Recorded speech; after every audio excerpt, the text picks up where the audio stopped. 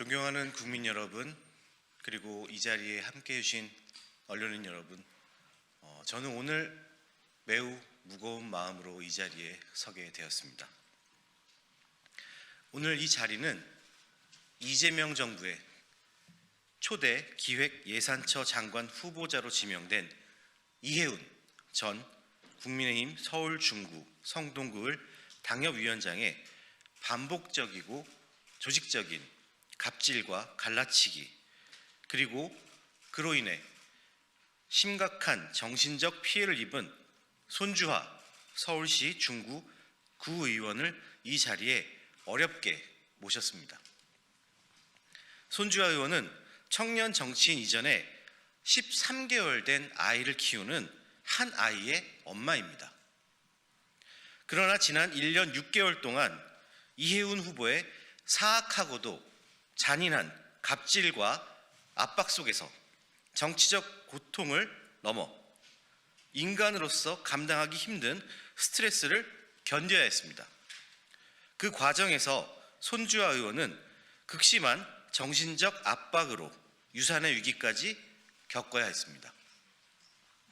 그럼에도 이해운 후보는 겉으로는 달콤한 말로 접근하면서도 자신의 뜻에 따르지 않는다는 이유만으로 뒤에서는 욕설과 비하를 일삼고 손주하 의원의 존재를 지우려 했습니다.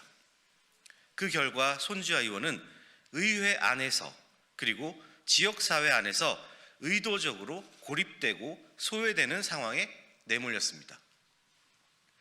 청년 정치인 손주하, 한 아이의 엄마 손주하, 그리고 지금 이 자리에서 가슴에 손을 얹고 진실을 말하고 있는 손주하. 권력 앞에 약한 사람을 짓밟는 정치, 다른 목소리를 낸다는 이유로 배제하고 고립시키는 정치, 온갖 갑질을 자행한 보수의 부역자 이해운 후보는 사퇴하십시오.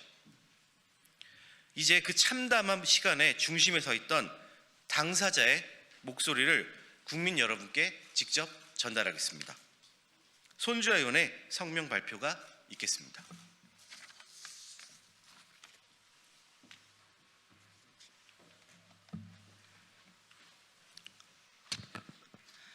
네, 안녕하십니까. 이해운 장관 후보자에게 가장 최근까지 피해를 입은 피해자 손주하입니다. 저는 오늘 당과 당원들을 기반하고 이재명 정부의 초대 기획예산처 장관으로 지명된 이해운 전 당협위원장의 민낯을 말씀드리고자 이 자리에 섰습니다. 이해운 장관 후보자는 전직 3선 의원이자 당협위원장이라는 힘을 이용하여 지역구 당원들을 갈라치기 함과 동시에 지역구 시구 의원들에게는 갑과 을의 관계로서 본인에게 충성하도록 길들이는 등 당협위원장의 권한을 사유하에 조직을 통제의 대상으로 만들었습니다. 최근 뉴스에 나온 이해운 장관 후보자의 과거 보좌진 갑질 사건들을 보며 제가 당했던 사건들을 떠올리게 되었습니다. 우리 중구 성동구 을 지역은 이해운 전 당협위원장에게 1년 반이라는 시간 동안 철저하게 가스라이팅을 당해오다가 결국 버림받았고, 그 기간 중 저는 임신 상태에서 괴롭힘을 여러 차례 당해왔습니다. 사건은 2024년 4월 이해운 전 당협위원장 본인 총선 과정에서 해당 행위로 국민의힘에서 제명당한 기초의원을 선거 캠프에 합류시키려는 일이 있었습니다. 제명당한 이 기초의원은 민주당과 야합해 제명을 당했던 인물입니다. 저 포함 구의원 3명은 해당 과정에서 당과 후보에게 분명한 부담이 된다고 판단돼 문제를 제기하였습니다. 그런데 그 일이 있은 후부터 오히려 총선 운동 과정과 이후 당협 활동에서 배제를 시키며 당협 내 갈라치기를 시작하였습니다. 총선 이후 이해운 당협위원장은 낙선의 핑계를 해당 구의원 3명에게 탓하였고, 2025년 2월에는 사람을 매수하여 허위사실로 윤리위원회 제소가 이루어지도록 하였습니다. 당시 저는 임신 초기였습니다. 작은 스트레스에도 매우 조심스러운 시기라 허위 사실에 대한 소명으로 끝낼 것이라 생각하여 크게 신경 쓰지 않으려고 노력했습니다. 그런데 윤리위원회에 제소된 저 포함 당사자들은 증거와 증인까지 사실관계를 충분히 소명했음에도 불구하고 2개월 당원권 정지라는 중징계가 내려졌습니다. 너무 힘들었습니다. 열심히 지역과 당을 위해 일해온 저에게 힘으로 거짓 증인까지 내세운 당협위원장의 괴롭힘을 겪으면서도 당시 저는 제 아기를 지키기 위해 더 이상 그 무엇도 하질 못했습니다. 그렇게 이해온 전 당협위원장은 당협위원장이란 힘을 이용하여 허위 증인까지 하게 하고 우리 국민의힘 중앙당까지 기만하며 힘을 가시하는 행동을 보여주었습니다. 저는 공정한 징계라기보다 경고였고 본보기였으며 조직을 길들이기 위한 수단이었다고 생각을 합니다. 이해운 전 당협위원장에게 기만당한 주요 당직자분들께서도 이번 일로 인해 이해운 전 당협위원장의 실체를 아시게 되었으리라고 생각합니다. 하지만 이게 끝이 아니었습니다. 최근 기사에도 난 사안으로 성희롱 발언으로 솜방망이 징계를 당한 의원 사건이 있었습니다.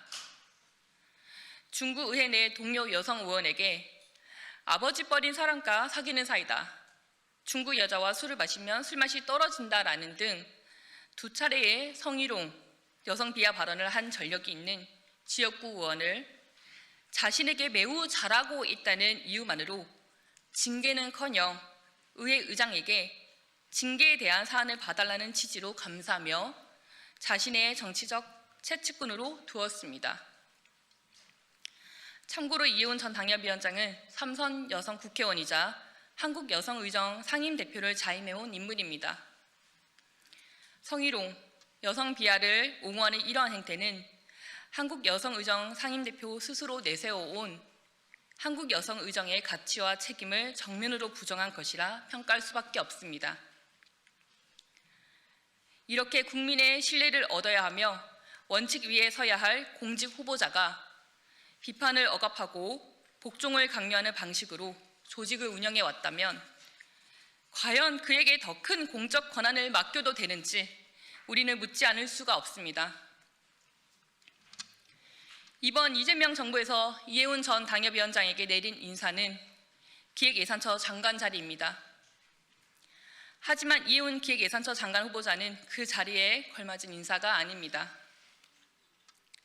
2025년 12월 26년도 예산을 심사하고 있을 시 당시 이해운 전 당협위원장은 국민이 간절히 요구해온 자원 채활용 처리장 현대화 사업 및 공영주차장 건립 사업 예산에 대해서 일부 의원들에게 예산 삭감을 유도하고 이를 통해 같은 당 중구청장이 다음 지방선거에서 정치적으로 불리한 상황이 조성될 수 있도록 하였다는 취지의 제보가 있었습니다.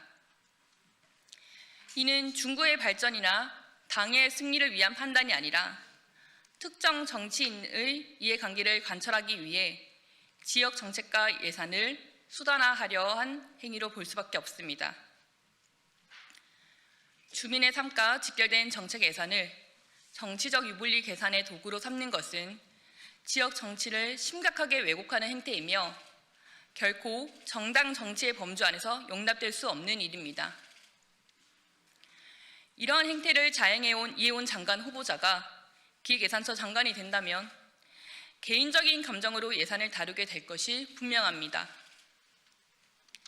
지금까지 제가 제기한 사건들은 개인적인 감정이나 정치적 유불리를 따진 주장이 아닙니다. 이는 지역 정치 현장에서 확인된 구체적인 사례들을 통해 드러난 권한의 사유화와 정당 민주주의 훼손, 그리고 당원과 주민의 뜻을 배제한 정치 운영에 대한 문제 제기입니다. 정당에 속해 정치를 하면서 당파성에 매몰돼 사안의 본질과 국가 공동체가 처한 위기의 실체를 놓쳤음을 오늘 솔직하게 고백한다라고 말한 이해운 장관 후보자에게 되묻고 싶습니다. 후보자님, 혹시 장관이란 자리에 매몰돼 본인이 과거에 일으킨 행동들에 대해서 국민 앞에 부끄럽진 않은지요? 그리고 본인이 자질 부족을 놓쳤다는 것을 모르시는지요? 기획예산처 장관은 특정 개인의 권력을 유지하기 위한 자리가 아니라 국민들을 위해 원칙과 책임 위에서 공공의 가치를 실현하여야 합니다. 저는 이러한 문제들에 대해서 이해운 장관 후보자가 국민 앞에 분명하고 책임 있는 설명을 해야 한다고 생각하며 더 큰 공적 권한을 맡기기 전에 이 같은 행태들이 과연 용납될 수 있는지 모두가 엄중히 판단해야 할 때라고 생각합니다. 경청해 주셔서 감사합니다.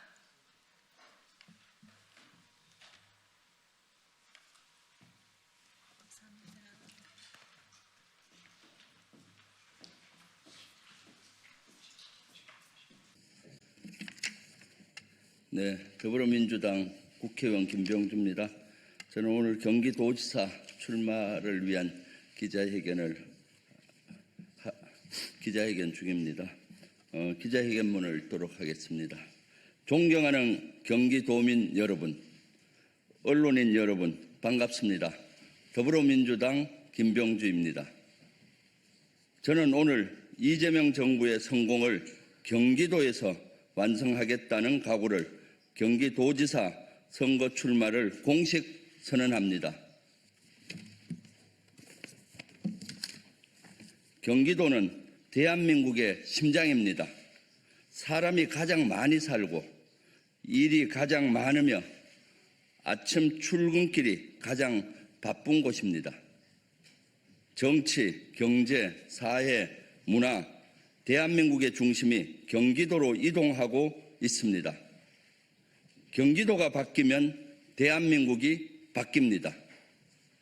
그런데 많은 도민들께서는 이렇게 묻습니다.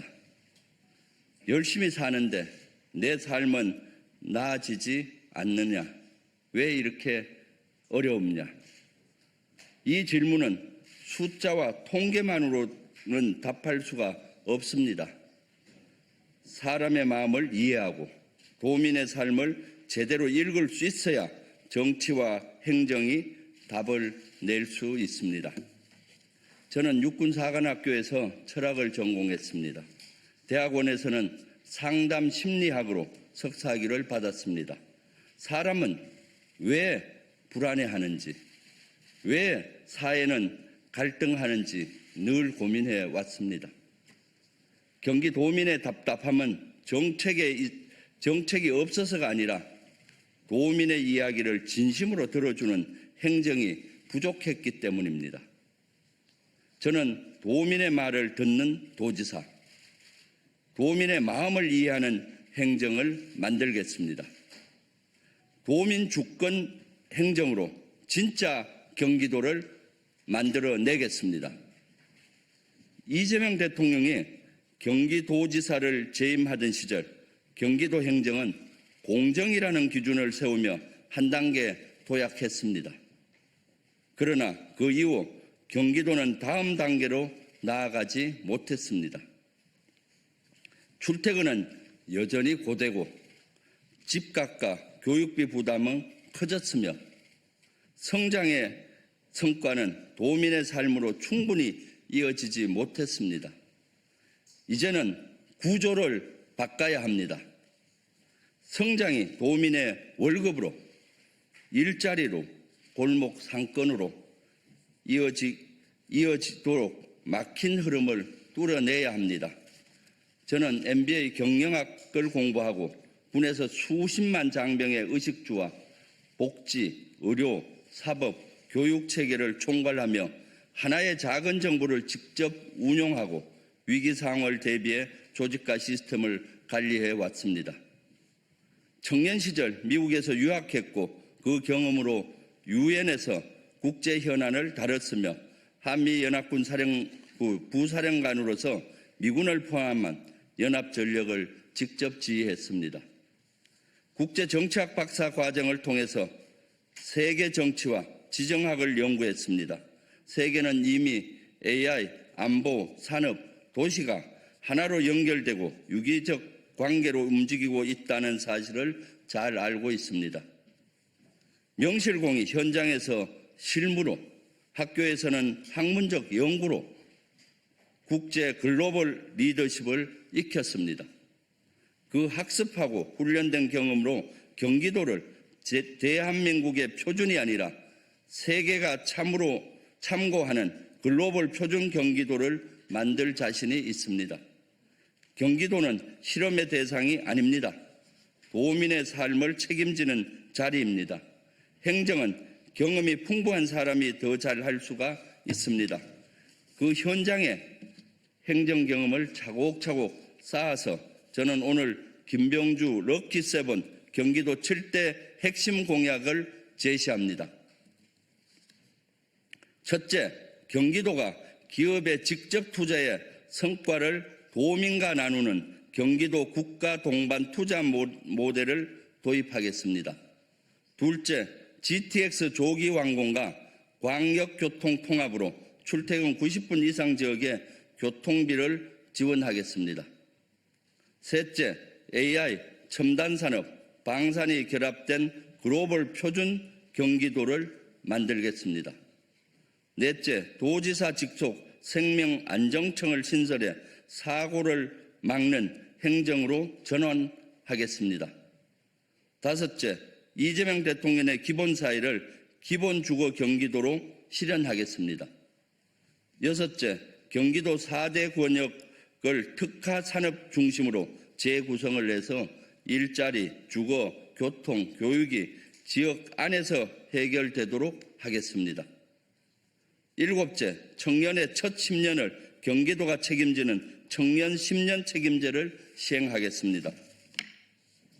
존경하는 도민 여러분, 그리고 국민 여러분, 지금 대한민국은 중대한 갈림길에 서 있습니다. 윤석열 정권의 검찰 독재와 내란의 그림자를 걷어내고 국민이 다시 주인이 되는 나라, 이재명 정부가 출범했습니다. 지금은 이재명 정부의 성공에 사활을 걸어야 할 때입니다. 대한민국의 미래가 그 성공에 달려있기 때문입니다. 이재명 정부의 성공을 가장 먼저, 가장 확실하게 증명해야 할 곳은 바로 경기도입니다. 저는 고비마다 이재명 대통령과 함께 해온 동지이자 정치 공동체입니다. 검찰 독재의 겁박과 위기의 순간에도 목숨을 걸고 민주주의를 지키는 길을 함께 걸어왔습니다. 이제 이재명의 대통령의 동지로서 이재명 정부의 성공을 경기도에서 완성하겠습니다. 말이 아니라 행동과 성과로 증명하겠습니다. 해낸다, 김병주. 경기도를 바꾸고 대한민국을 더 크게 도약시키겠습니다. 감사합니다.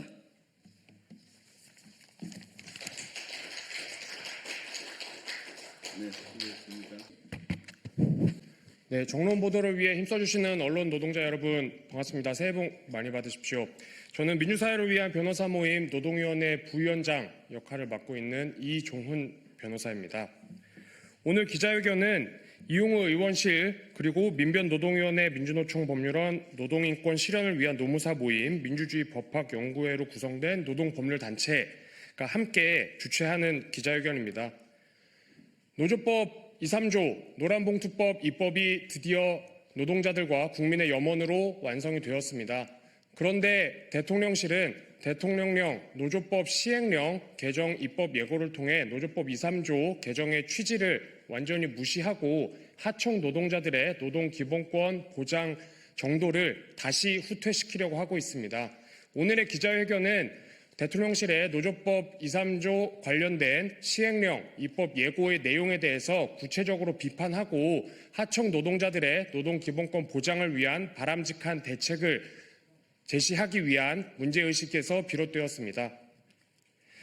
네, 각 발언자들의 발언을 듣기 전에 이용우 의원님의 오늘 기자회견 개최 취지에 대한 발언 간단히 듣도록 하겠습니다. 이용우 의원님 모시겠습니다.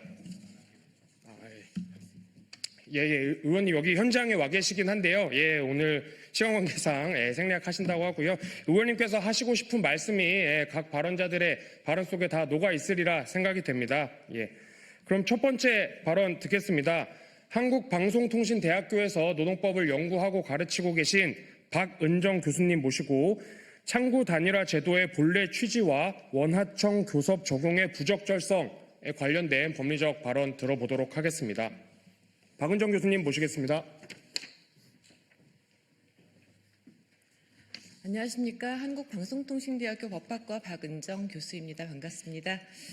오늘 노조법 시행령 개정안과 관련해서 먼저 드리고 싶은 얘기는 이 기존의 창구 단일화 제도라고 하는 것이 원래 만들어진 취지, 기업별 교섭에 적용되어야 한다라고 하는 원칙을 확인하고자 하는 것이고, 따라서 기업 외의 노사관계라고 할 수 있는 원하청 교섭에는 적용된다고 볼 수 없다는 것입니다. 따라서 지금 현재 시행령 개정안과 같이 교섭창구 단일화 제도를 적용하고자 하는 노조법 개정 시행령 개정안은 바람직하지 않다라고 생각이 되고요. 최소한 중노위 판정과 같이 소속된 개별 하청 업체 단위로 이 시행령에서의 교섭창구 단일화 절차를 거치면 충분하다라고 생각이 됩니다. 이 외에 실질적이고 구체적인 지배력을 갖춘 사용자와의 교섭에서는 창구 단일화 제도는 필요하지 않다라고 생각합니다. 감사합니다.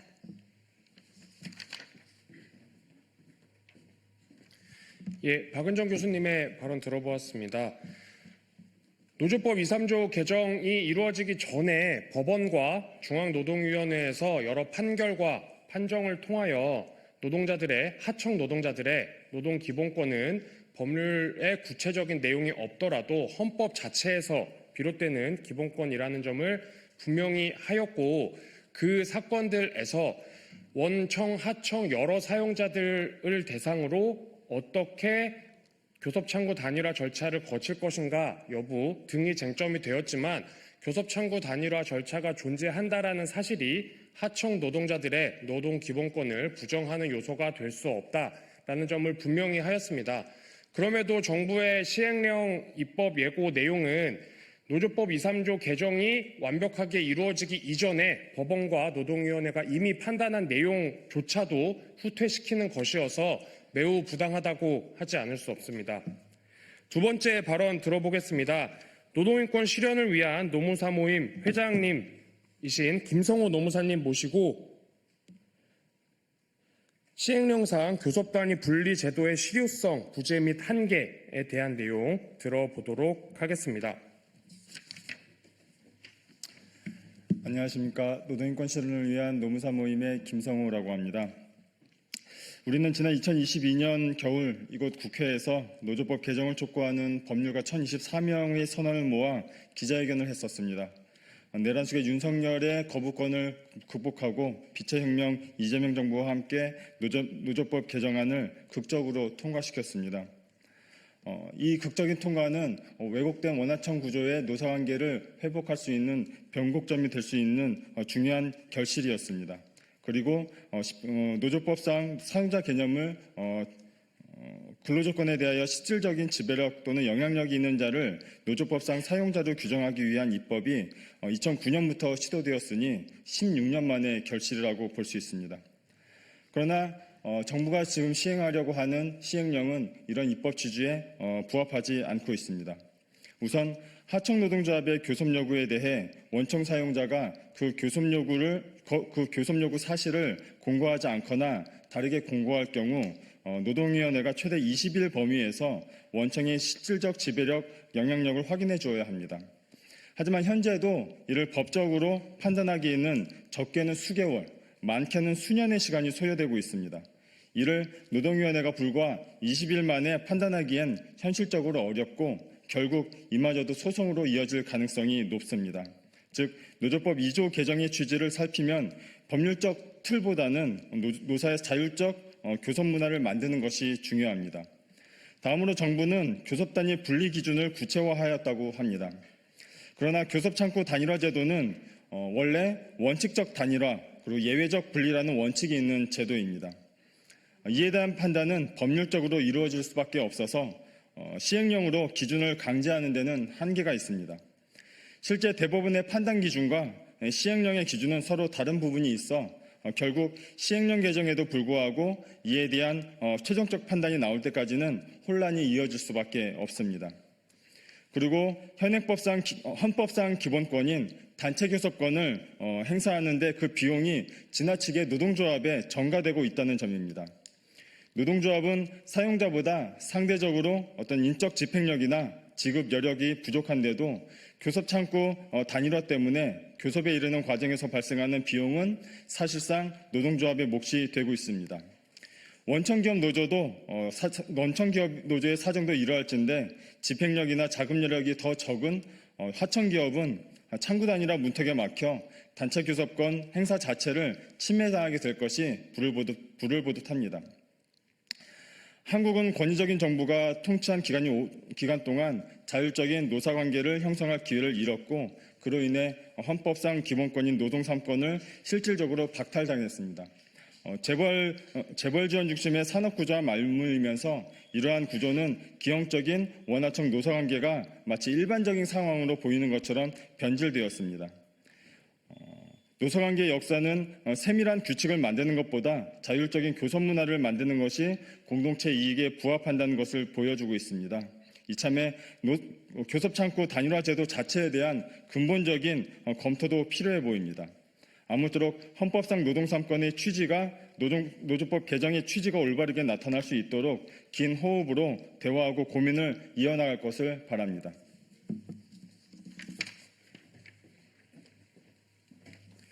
제가 발언 순서를 착각해서 죄송합니다. 김성원 노무사님께서 말씀해 주셨듯이 시행령을 통해서 교섭 단위 분리 제도를 적극적으로 활용하도록 함으로써 하청 노동자들의 노동 기본권을 보장해 주겠다라고 하고 있습니다. 하지만 노조법 2, 3조가 필요했던 이유가 무엇입니까? 사용자들이 직접 고용한 노동자들을 통해서가 아니라 하청 노동자들을 통해서 경제적 이윤을 취득하고 그에 따르는 노조법상 책임은 전혀 지지 않기 때문에 하청 노동자들의 노동 기본권을 보장해 줄 필요가 있었던 것입니다. 그런데 정부는 하청 노동자들이 원청 사용자를 상대로 단체 교섭을 제대로 하려면 또다시 절차적 부담을 지고서 교섭 단위 분리 신청을 하라라고 요구하고 있는 것입니다. 사용자들의 잘못된 행태로 인해 생겨난 제도를 노동자들이 이용하기 위해 노동자들에게 다시 한번 부담을 지우는 정부의 행태는 정말 부당합니다. 다음으로는 원래 첫 번째 발언 들었어야 되는 순서인데요. 공공운수노조 법률원 우지연 변호사님 모시겠습니다. 원청 교섭 시 창구 단일화 강제 적용이 초래하는 구체적인 문제점에 대한 발언 들어보도록 하겠습니다. 공공법률원의 우지하는 변호사입니다. 노동부 해석대로 원청 교섭의 단일화를 강제하면 현장에서는 사실은 개정법이 무력화될 가능성이 높습니다. 첫째, 규모가 작은 하청 노조는 원청 교섭을 해보지도 못하고 교섭권이 박탈당하게 됩니다. 둘째, 원래도 그 교섭창구 단일화 제도는 노조 파괴 수단으로 활용되기 좋은 제도였는데 을 중에 원청이 사업 규모만 살짝 줄여도 도급계약 해지로 생존권이 흔들리는 하청 노조 간접 고용 구조하에서라면 얼마든지 회사 노조를 내세워 교섭권을 빼앗는 것이 가능하고 또 개정법을 무력화시키는 도구가 됩니다. 셋째, 노동부 안에 따르면 하청 노조는 하청하고도 원청하고도 이중의 단일화를 거쳐야 됩니다. 넷째, 더 큰 문제는 이런 허들을 넘기도 전에 걸려 넘어질 확률이 높다는 것입니다. 여러 건설업 사례 많이 얘기되었지만 100개가 넘는 원청 건설사의 현장에서 현장마다 100개가 넘는 하청이 있습니다. 원청 차원에서 단일화 자체가 불가능한 업종도 많습니다. 일반 사업장도 마찬가지입니다. 창구 단일화는 결국은 사전에 정해진 주체가 단계별로 일이 정해져 있는 절차인데요. 중간에 주체와 대상을 판단하게 되면 순례를 정하지도 않고 술래잡기를 하는 것과 같은 결과가 될 것입니다. 예. 그래서 구체적인 내용 시간 관계상 생략을 하고 너무 많은 창구 단일화 절차에 문제들이 발생할 수가 있습니다. 결국 창구 단일화 절차의 하자를 지적할 수 있는 법적 문제가 너무 많고 원청 교섭은 지연되고 결국 이 불이익은 노동자들에게 고스란히 귀결될 것입니다. 중노위, 법원, 국회의 명령에도 꿈쩍 않던 원청 사용자들에게 교섭을 미루는 수단을 추가로 쥐어줄 뿐입니다. 법은 교섭을 하게 해주라고 했지 교섭을 어렵게 하라고 하지 않았습니다. 교섭을 제한하는 방식으로, 교섭을 어렵게 만드는 방식으로 교섭을 보장할 수는 없습니다. 이상입니다. 예, 교섭 창구 단일화 절차에 대해서 2024년 법관소는 합헌 결정을 하기는 하였습니다. 하지만 당시 헌법재판관 9명 중에서 5명이 교섭 창구 단일화 절차는 노동자들의 노동 기본권을 과도하게 침해한다라고 하면서 위헌 의견을 내비쳤습니다. 헌법재판소의 공식적인 위헌 결정을 위한 6명의 정족수를 채우지 못하였을 뿐이지 절반이 넘는 5명의 헌법재판관이 위헌적인 제도라는 점을 분명히 하였습니다. 그런데 정부는 이렇게 위헌적인 제도라는 점이 확인된 교섭 창구 단일화 절차를 하청 노동자들에 대해서도 부담시키려고 하고 있습니다. 노조법 2, 3조 개정을 통해 이루어진 노동 기본권의 진전을 후퇴시키는 조치인 것입니다. 다음 발언 들어보겠습니다. 금속노조 법률원 박현희 노무사님 모시고 현대제철, 하나오션 등 구체적인 현장에서의 조정 결정의 의미와 고용노동부의 향후 과제에 대한 의견 들어보도록 하겠습니다. 안녕하십니까. 금속노조 법률원 박현희입니다. 지난 12월 26일 중노위는 금속노조가 하청 노동자들을 대표하여 원청, 현대제철과 하나오션을 상대로 제기한 쟁의조정 신청 사건에서 조정 중지를 결정하였습니다. 이것은 하청노조의 원청 교섭 요구에 대한 노동위원회의 15년 만에 첫 조정 중지 결정입니다. 이번 조정 중지의 의미는 3가지로 압축할 수 있습니다. 첫째, 중노위는 하청 노동자들에 대해 원청, 현대제철과 하나오션이 노조법상 사용자 지위에 있다고 보아 쟁의조정 절차를 직접 적용하였습니다. 둘째, 일부 교섭 의제에 대한 원청의 실질적 지배력을 들어 원청 사용자의 교섭 의무를 분명히 하였습니다. 셋째, 절차와 관련하여 개별 하청 단위에서의 교대 노조 지위가 있다면 바로 원청 교섭이 가능하다는 점을 인정하였습니다. 이것은 현행 노조법상 하청노조의 원청교섭은 개별 하청 사업장 단위의 창구 단일화 절차를 거쳐 교대 노조의 지위를 확보하면 가능하다라는 기존 법원과 중노위의 판정 판결의 유효함을 확인한 것입니다. 개정법, 입법 과정, 그리고 법 문구 모두에서 교섭 절차와 관련하여 새롭게 추가된 내용은 전혀 없기 때문에 절차를 현행법과 달리 이해할 여지가 없습니다. 따라서 원청교섭의 경우 하청을 원청의 사업 또는 사업장으로 해석하고 교섭 단위 분리 제도와 창구 단일화를 거치도록 하는 정부의 시행령은 노조법과 조응하지 않는다라는 것을 다시 한번 확인할 수 있었습니다. 이런 상황들에서 원청을 사용자로 인정한 개정 노조법의 진정한 실현을 위해 지금 정부가 무엇을 해야 하는지에 대해서 말씀을 드리도록 하겠습니다. 우선 노동부는 노조법 개정 취지를 망각해 하고 협소화하는 시행령안 해석 지침의 작성이 아니라 현대제철, 하나오션 등 진행되고 있는 하청사업장의 원청교섭이 실제 성사될 수 있도록 지원 역할에 집중을 해야 합니다. 이번 조정중지 사건만 보더라도 중노위의 부당노동행위 판정으로부터 현대제철은 3년 9개월, 하나오션은 3년간 교섭 거부를 한 상황입니다. 사용자들의 이런 태도는 계속될 것입니다. 이에 대해 노동부와 검찰이 방관하는 것은 직무유기입니다. 이러한 사용자들을 즉각 부당노동행위로 입건, 기소하고 압수수색에 나서는 등 강력한 조치 역시 병행하여야 합니다. 다음으로 중노위가 다시금 그 창구 단위라는 소속 하청 단위에서 거치면 된다고 확인하였던 것처럼 원청 단위로 교섭 창구 단일화를 강요하는 시행령안은 즉각 폐기하여야 합니다. 한편 현재까지의 사용자 측이 보이는 태도를 보면 적극적으로 교섭에 나올 가능성이 낮고 사용자성을 부정하면서 지리한 법적 공방으로 끌고 가려고 할 가능성이 큽니다. 노동부는 원청이 단체 교섭을 거부하고 진호위, 중노위, 소송으로 이어가려고 할 때 어떻게 이것을 강제할 것인지를 고민해야 합니다. 이때 조정제도는 적극적인 대안이 될 수 있습니다. 최소한 산업안전 등 한계 이상의 근로조건에 실질적인 지배력이 있으면 원청을 사용자로 보고 적극적으로 노동쟁의 조정 절차를 진행하여야 합니다. 만약 노동위원회를 통한 조정이 성사되지 않는다면 조정 정지를 선언하여 노사가 쟁행위 등 힘을 통한 교섭력의 우위로 노동조건을 자율적으로 만들어가면 될 것입니다. 이러한 노사자치의 원칙과 자율교섭은 헌법이 보장한 노동 3권의 원리이고 이번 노조법 개정은 하청 노동자와 원청 사용자 역시 이를 통해 노동조건을 개선하도록 선언하고 있는 것이기 때문입니다. 이상과 같은 적극적인 노력을 통해 개정노조법이 소송전으로 치닫지 않고 현실에서의 교섭으로 안착될 수 있도록 정부가 적극적으로 나서주기를 요청드립니다.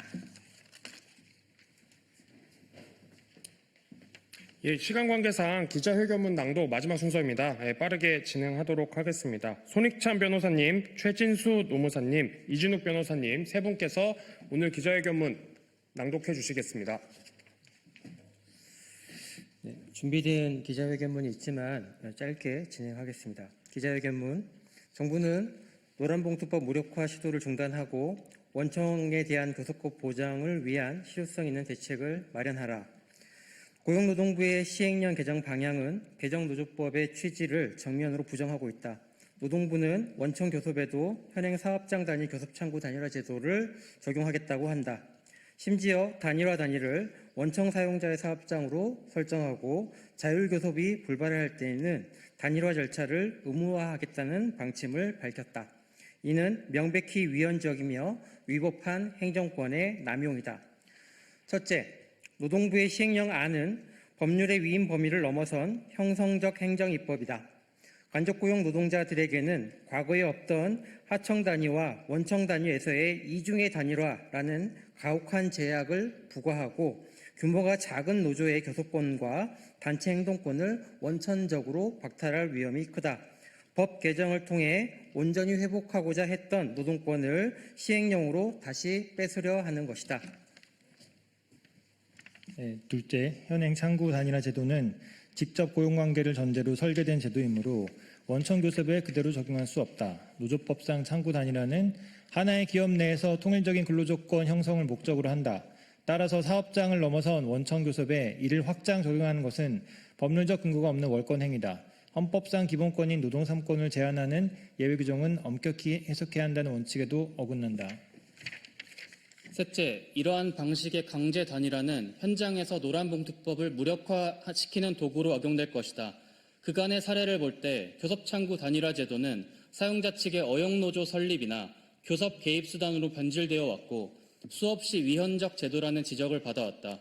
특히 도급계약 해지 하나로 생존권이 흔들리는 간접고용 구조에서 원청 주도의 창구 단일화는 간접고용 노동자들의 자율적 단결권을 파괴하는 칼날이 될 것이 자명하다. 노동부의 시행령안은 오히려 혼란을 가중시켜 사용자로 하여금 교섭 거부와 법적 분쟁으로 나아갈 명분만 제공하고 있다. 노동부는 지금이라도 반헌법적인 시행령 추진을 철회해야 한다. 우리는 개정노조법이 현장에 올바르게 안착하여 간접고용 노동자들의 눈물이 닦일 수 있도록 끝까지 감시하고 투쟁할 것이다. 2026년 1월 5일 민변노동위원회 노동인권 실현을 위한 노무사 모임 민주주의 법학연구회 민주노총 법률원 철폐연대 법률위원회 이상입니다. 감사합니다.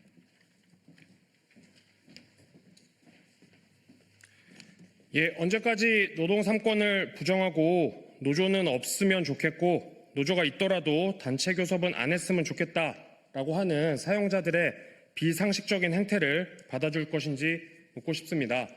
정부의 노조법 시행령 입법 예고안에 대해 강력하게 규탄하고 노조법 2, 3조 개정, 노란봉투법 입법의 취지가 무너지지 않도록 저희 노동법률단체는 끝까지 노동자들과 함께 싸우겠습니다. 예, 시간을 약간 초과하게 되었습니다. 죄송하고요. 예, 새해 복 많이 받으시고 오늘 기자회견 마치도록 하겠습니다.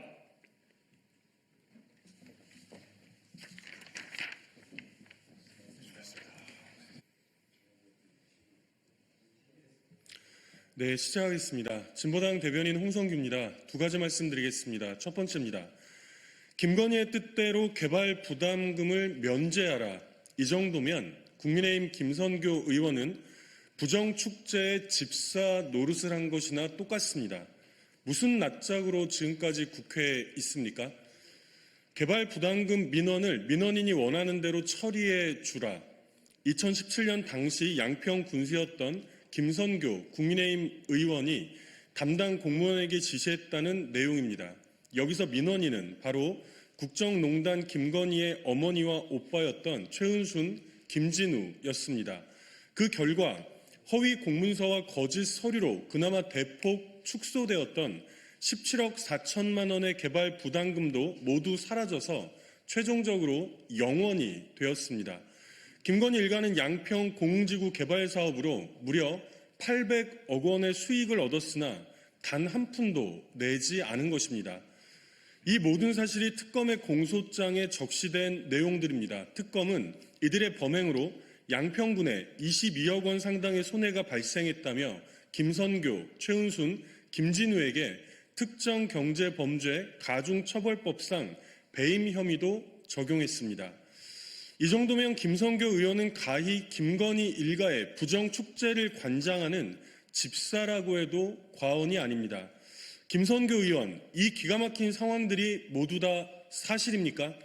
사실이라면 내란과 국정농단을 엄히 심판하는 지금 부정축제의 집사 노릇을 했던 자가 여전히 국회에 있다는 것 자체부터가 심각한 문제입니다. 게다가 국민의힘 경기도당 위원장이기도 합니다. 국민의힘과 김선교 의원의 즉각 해명을 강력히 촉구합니다. 해명에 따라서 그 거취 또한 우리 국민들의 눈높이에 맞게 분명히 해야 할 것입니다. 두 번째입니다.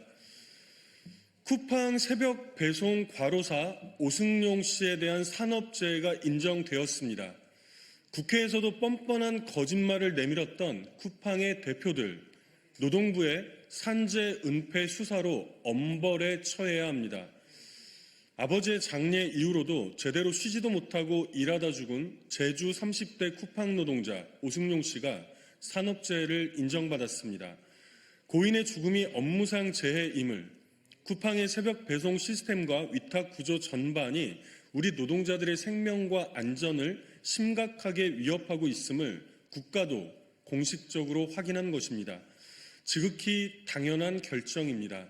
동시에 그간 산업재해 은폐에 전력을 다했던 파렴치한 쿠팡 사측에 대한 분노는 더욱 커질 수밖에 없습니다. 해롤드 로저스 현 쿠팡 한국 법인 대표, 박대준, 강한승 전 대표 등이 국회 청문회장에서 했던 증언들은 모두 다 새빨간 거짓말들이었습니다.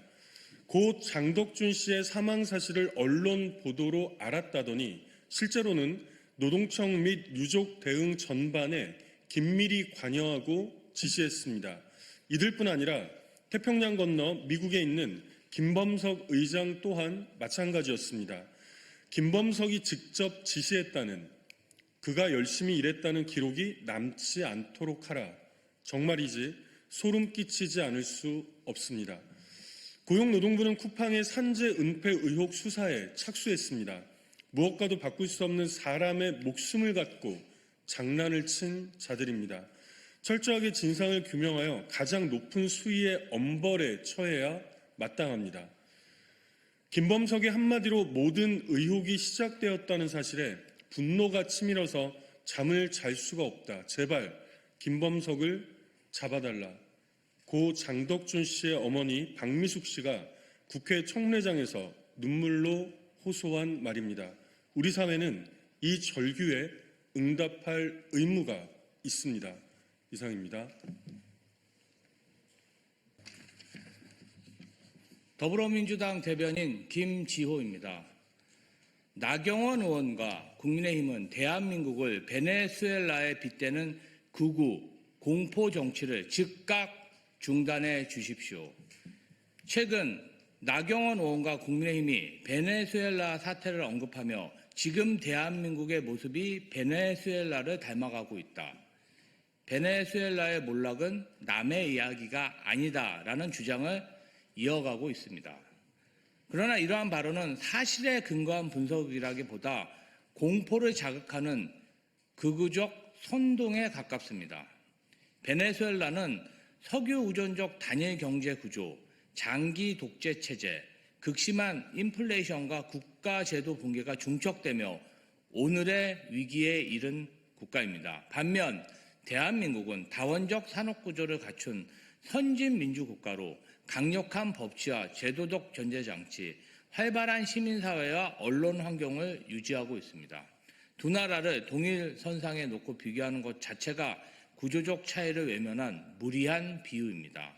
정부 정책에 대한 비판은 민주주의의 본령이며 그 자체로 존중받아야 합니다. 그러나 정책의 한계나 실패 가능성은 곧바로 국가 붕괴나 베네수엘라 행으로 연결하는 방식은 냉정한 토론이 아니라 국민 불안을 자극하는 정치적 수사에 불과합니다. 특히 극단적인 해외 사례를 끌어와 현 정부를 낙인 찍는 행태는 책임 있는 공단의 자세로 보기 어렵습니다. 더욱이 베네수엘라 사태는 국제 정치와 군사 개입이 복합적으로 얽힌 특수한 외교 안보 상황입니다. 이를 국내 정치 공방의 소재로 단순화하는 것은 국익과 국민 안전을 고려하지 않은 접근입니다. 외교 안보 문제까지 정쟁을 도구로 삼는다면 그 피해는 고스란히 국민에게 돌아갈 수밖에 없습니다. 한편 최근 일부 극우 집회 참가자들 사이에서 트럼프 대통령이 항공모함을 출동시켜 윤석열 전 대통령을 구출할 것이라는 황당한 유언비어가 공공연히 퍼지고 있습니다. 사실관계와는 전혀 무관한 이러한 주장들이 사회적 혼란을 키우고 있는 상황에서 나경원 의원과 국민의힘의 베네수엘라 발언이 혹여 이러한 극우적 환상과 정서에 편승하거나 이를 의식한 것은 아니길 바랍니다. 책임 있는 정치라면 근거 없는 음모론과 선동과는 분명히 선을 그어야 합니다.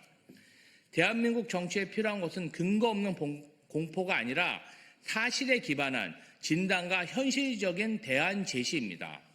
보수 정치가 진정으로 국가의 미래를 걱정한다면 극단적 비유와 낙인 찍기에서 벗어나 책임 있고 품격 있는 언어로 정책 경쟁에 나서야 할 것입니다. 국민은 공포가 아닌 해법을 요구하고 있습니다. 더불어민주당 대변인 김지호였습니다.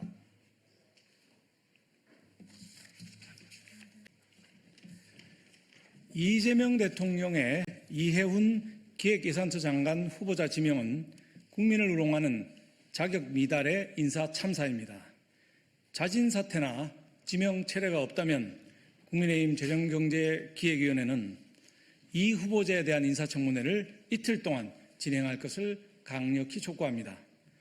조금 전 넘어온 자료를 보면 이해훈 후보자가 신고한 재산만 총 175억 6,950만 원에 달합니다. 시세 80억 원대의 서울 반포동 50평형대 아파트를 보유하고 있으며 세종시 아파트와 서울 중구 오피스텔 전세 임차권도 갖고 있습니다. 본인과 배우자의 예금과 주식만 91억 원이 넘습니다. 자녀 3명의 예금과 주식을 합하면 총 128억 원이 넘습니다. 배우자는 포르쉐 등 차량 3대를 보유하고 있습니다. 2016년 신고재산 65억 원에서 10년 만에 100억 원 넘게 불어난 재산 형성 과정부터 집중 검증의 대상입니다. 이 후보자의 도를 넘은 갑질 또한 심각한 결격 사유입니다. 이 후보자는 사회 초년생인 인턴 보좌진에게 고성과 함께 IQ가 한 자리냐, 너를 죽였으면 좋겠다 등 인격 말살 폭언을 퍼부었습니다. 보좌진에게 자택 프린트기를 수리하게 하고 특정 음료를 준비하게 하는 등 사적 심부름과 무리한 요구도 서슴지 않았다는 의혹도 폭로되고 있습니다. 또 이 후보자는 지시 1분도 지나기 전에 고압적으로 수차례 재촉하는 등 갑질이 일상이었다고 합니다. 부적절한 정보 취득을 강요하고 수행하지 못하면 무능한 직원으로 낙인 찍었다는 제보도 이어집니다. 북한의 5호 담당대처럼 수행비서에게 상급 보좌관의 동향을 감시하도록 지시하고 보좌진에게 수박을 아들에게 배달하게 하는 등 아들의 집사철이었다는 보도도 나왔습니다. 보좌진이 산호비입니까? 특히 이 후보자는 언론 모니터링과 이른바 댓글 작업 그리고 언론 보도 수정 요구 등을 위해 보좌진을 사실상 24시간 대기시키면서 결과가 불만족스러울 경우에 비명에 가까운 고성으로 비난했다고 합니다. 댓글 작업은 여론 조작이고 보도 수정 강요는 언론 통제입니다. 갑질뿐 아니라 언론관에도 심각한 문제가 있는 것입니다.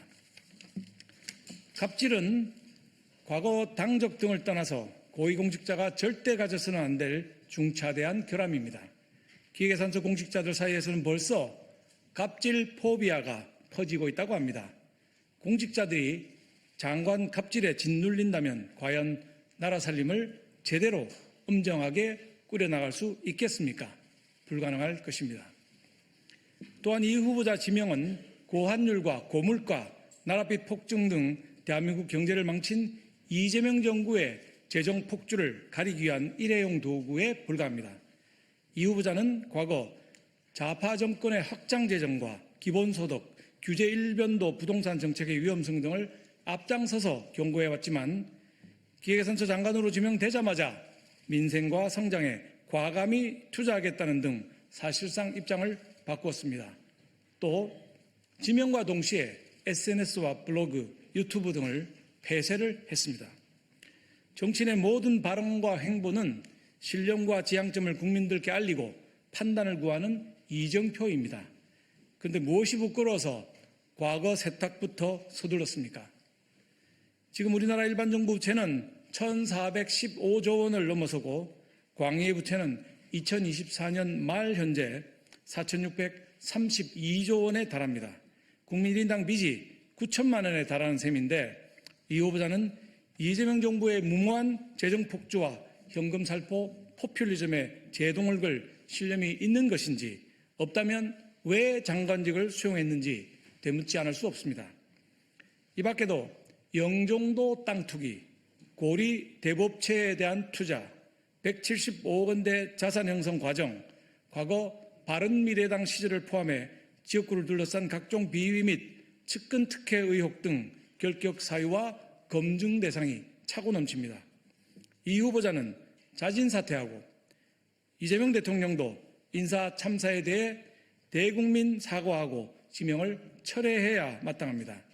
그렇지 않다면 국민의힘 재경위는 인사청문회 이틀 진행과 함께 이 후보자의 갑질 피해자를 포함한 모든 관계자들에 대한 증인과 참고인 출석 요구 또한 요청할 계획입니다. 덧붙여 우리 국민의힘은 당 차원의 제보센터를 개설했습니다. 이 후보자의 과거 갑질 및 각종 비위 사례를 알고 계신 분들은 이메일 제보2@kparty.kr로 제보해 주시기를 부탁드립니다. 철저한 제보자 보호를 약속드립니다. 2026년 1월 5일 국민의힘 재정경제기획위원회 위원 1동 감사합니다.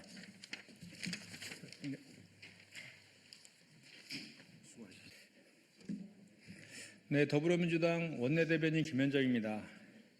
밑도 끝도 없이 아무데나 대통령 이름을 갖다 붙이는 게 국민의힘의 정치하는 방식입니까?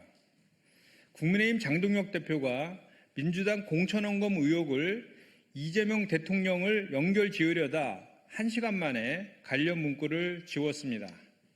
장 대표는 4일 자신의 페이스북에 당시 당대표는 이재명 대통령이다 고 적었다가 1시간 뒤 슬그머니 해당 문장을 삭제했습니다. 그러나 그때는 윤호중 비대위 체제였고 이재명 대통령은 당대표가 아니었습니다. 명백한 허위사실입니다. 당대표도 아닌 직전 대선 후보가 공천헌금 관련 의혹과 무슨 상관이 있다는 말입니까? 밑도 끝도 없이 아무데나 대통령의 이름을 갖다 붙였다가 법적 문제가 될 것 같으니 부랴부랴 지운 것 아닙니까? 뒤늦게 아무 일도 없었던 것처럼 지워도 허위 사실을 공표한 사실은 사라지지는 않습니다. 대통령은 국민의힘 정권이 무너뜨린 국정과 민생 경제를 살리기 위해 안간 힘을 쓰고 있는데 국민의힘은 무작정 근거 없는 의혹으로 대통령을 흔들 궁리만 하고 있으니 부끄럽지도 않습니까? 국민의 힘이 아닌 국민의 짐이라는 세간의 평가를 엄중히 받아들이고 새겨듣기 바랍니다. 장동혁 대표가 슬쩍 SNS 글을 고친다고 넘어갈 일이 아닙니다. 이재명 대통령에게 공식적으로 사과하십시오.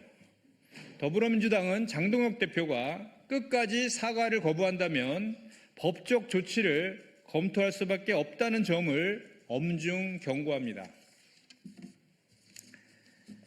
당대표의 국회의원 보좌관이 투서를 당에 전달하는 것 말고 무엇을 더 합니까?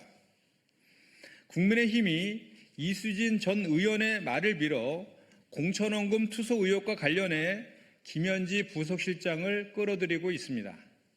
번지스를 잘못 찾아도 한참 잘못 찾았습니다. 당대표의 국회의원 보좌관이 투서를 당에 전달하는 것 말고 무엇을 더 한단 말입니까? 당무를 개입하기라도 해야 한다는 말입니까? 어느 정당이든 선거 시기가 되면 공천과 관련한 투서가 난무합니다. 이러한 투서들은 당이 정한 선거사무 시스템과 절차에 따라 다뤄집니다. 김현지 보좌관은 이수진 전 의원의 투서를 당에 전달했습니다. 당대표의 국회의원실 보좌관이 선거사무 시스템과 절차에 따라 조치한 것입니다. 당대표의 국회의원실 보좌관이 들어온 후보자 관련 투서를 받고도 방기해서도 안 되지만 투서 내용을 토대로 공천에 개입하는 것은 의원 보좌관의 역할이 아닐 뿐더러 심각한 문제입니다. 국민의힘은 당대표의 국회의원 보좌관이 당무를 좌지우지 한단 말입니까? 이러한 사정을 뻔히 알면서도 김현지 부속실장의 이름을 거론하는 것은 모렴치한 정치공세일 뿐입니다. 저질 정치공세로 일관한다면 대통령의 리더십을 훼손하는 특정 야당과 이에 편승하는 일부 언론의 맹성을 촉구합니다. 두 달 만에 한중 정상회담, 경제와 안보를 모두 잡는 이재명식 실용외교를 기대합니다. 이재명 대통령과 시진핑 중국 국가수석이 에이펙 만남 이후 두 달여 만에 다시 마주 앉습니다. 이례적인 만큼 빠른 중국의 화답입니다. 이번 만남은 윤석열 정권 이후 단절됐던 대중국 관계가 정상 궤도로 복원되고 있다는 신호탄입니다. 끊어진 대화의 채널을 복원하고 얼어붙은 교류를 풀어내는 첫걸음이 되길 기대합니다. 지금 필요한 것은 이념에 갇힌 진영 외교가 아니라 국익을 기준으로 삼는 이재명식 실용외교입니다. 국제 질서가 빠르게 재편되고 있습니다. 공급망과 수출, 에너지 등 대외 경제 여건이 한순간도 안심할 수 없는 상황입니다. 북한의 탄도미사일 발사 등 한반도를 둘러싼 긴장도 여전합니다. 이럴 때일수록 각국 정상 간 긴밀한 대화의 조율이 중요합니다. 외교의 가장 중요한 역할은 불확실성을 줄이는 것입니다. 정부는 굳건한 한미동맹을 기반으로 하되 중국과의 상호 존중과 호혜 협력으로 우리 외교의 지평을 넓혀나가야 합니다. 한미동맹과 한중협력은 선택의 문제가 아니라 국익을 국대화하기 위한 동시 과제입니다. 한반도 비핵화 같은 민감한 현안은 원칙 있게 대응하되 꾸준한 대화를 통해 긴장 완화로 나아가길 기대합니다. 외교는 국민의 삶을 지키는 일입니다. 국민의힘도 양국 간 감정만 자극하는 혐오와 선동으로 외교의 장을 흔들지 말아야 합니다. 대한민국의 이익을 지키는데 여야가 따로일 수 없습니다. 국익 앞에 초당적으로 협력해 주길 바랍니다. 더불어민주당은 국익을 최우선에 둔 이재명 정부의 실용외교를 든든히 뒷받침하겠습니다. 국민이 체감할 수 있도록 성과로 말하겠습니다. 하나 더 하겠습니다. 걸림돌 제거 뒤에 숨은 정적 제거, 장동혁 대표의 정치는 불법 개혁의 완벽한 데칼코마니 아닙니까? 국민의힘 장동혁 대표가 3일 기자간담회에서 과거와의 절연을 요구하는 목소리에 대해 정치적 의도가 있다며 적반하장격 태도를 보였습니다.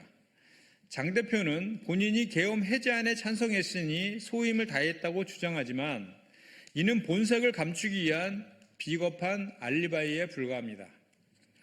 내란 1주년의 사과 대신 의회 폭거에 맞서기 위한 계엄이라며 내란을 정당화하고 수감 중인 윤석열을 찾아가 성경 말씀과 기도로 단단히 무장하고 계셨다며 석방과 결집을 외친 것이 장 대표의 본색 아닙니까? 그 이선적 동조에 속아 넘어갈 국민은 없습니다. 장 대표의 오만함은 이제 당내로 향하고 있습니다.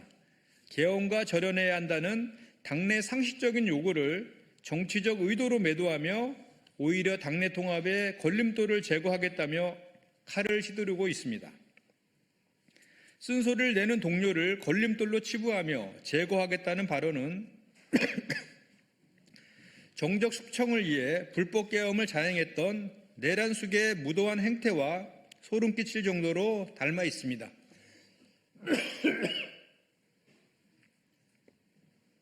정작 장 대표가 제거해야 할 것은 당내 경쟁 세력이 아니라 본인의 가슴속에 남아있는 계엄 정당화의 망령입니다. 과거와의 단절 없는 얼굴 바꾸기식 인적 쇄신은 결국 정치적 파멸뿐임을 명심하십시오. 이상입니다.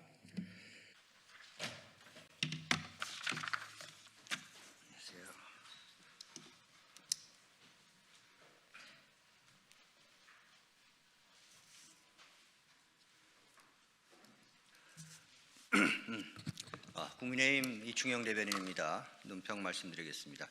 민주당 공천뇌물 의혹과 관련된 특검 도입 촉구 논평입니다. 민주당이 공천뇌물 의혹을 개인 일탈로 무마하려고 하고 있지만 당 대표실 차원의 조직적인 은폐 의혹으로 번지고 있습니다.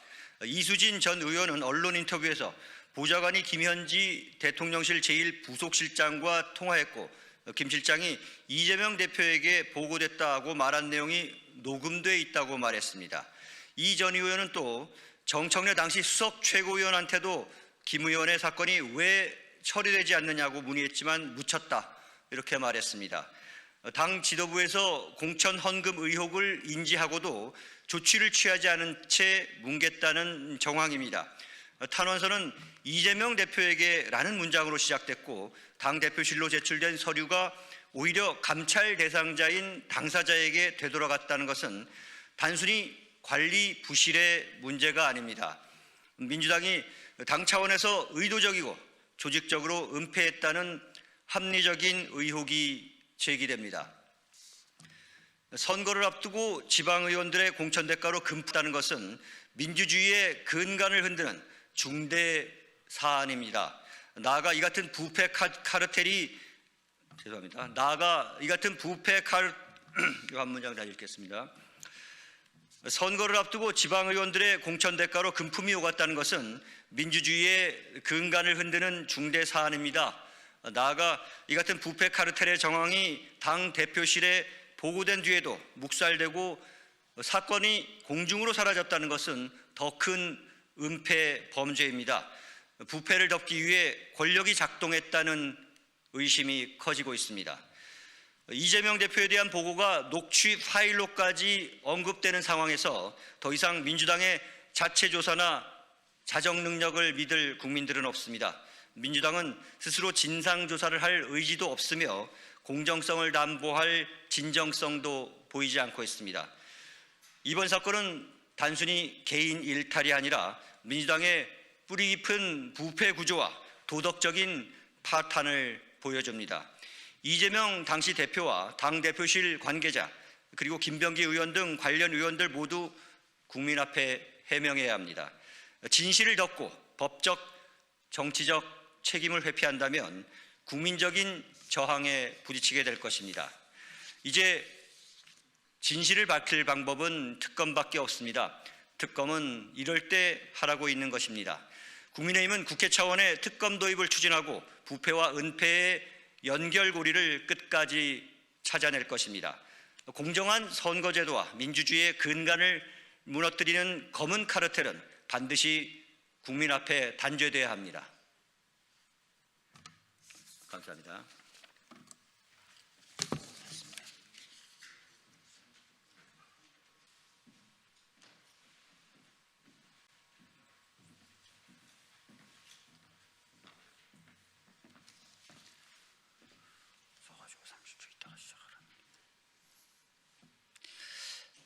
안녕하십니까. 더불어민주당 박주민 의원입니다. 지금부터 서울 강남과 강북의 격차를 해소하는 추가적인 정책 발표 기자회견을 진행하도록 하겠습니다.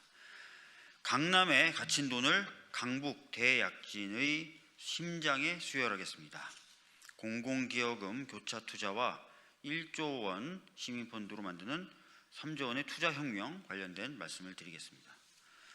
존경하는 시민 여러분, 지금까지 서울의 균형발전 정책들은 새빨간 거짓말이었습니다. 말로만 균형을 외쳤지 실제로는 강남에 더 많은 공공인프라를 쏟아 부어왔습니다.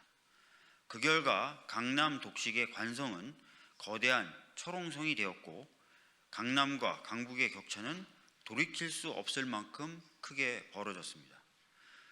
이미 넘쳐나는 곳과 목마른 곳이 동시에 존재하는 도시, 충분한 인프라와 투자가 포화 상태인 지역과 이동과 주거 그리고 돌봄조차 버거운 지역이 동시에 존재하는 도시에서 모든 곳을 골고루 챙기겠다는 말은 결국 아무것도 바꾸지 않겠다는 기만입니다.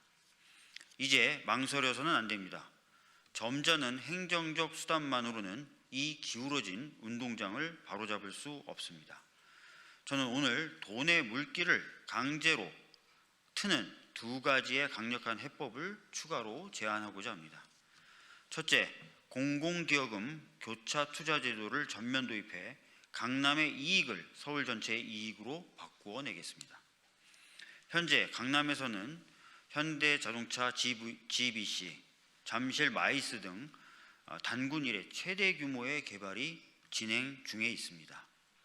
여기서는 수조 원대의 공공기여금이 발생하겠는데 이것은 당연히 서울 시민 모두의 것이어야 합니다. 하지만 지금 서울시는 이 돈을 다시 강남 개발에 쏟아부어 강남을 거대한 지하도시이자 교통 요새로 만들고자 하고 있습니다. 강남 개발 이익으로 다시 강남 앞마당만 파헤치는 동안 강북 주민들은 서부선, 강북횡단선의 착공만을 기다리며 여전히 교통소외의 고통에 시달리는 이 기막힌 현실, 이것이 강남 독식의 민낯입니다. 저 박주민은 이 강남 독식의 고리를 끊겠습니다. 강남에 이미 확정된 대규모 개발 사업에서 발생하는 공공기여금 한 푼도 강남에 쓰지 않도록 하겠습니다.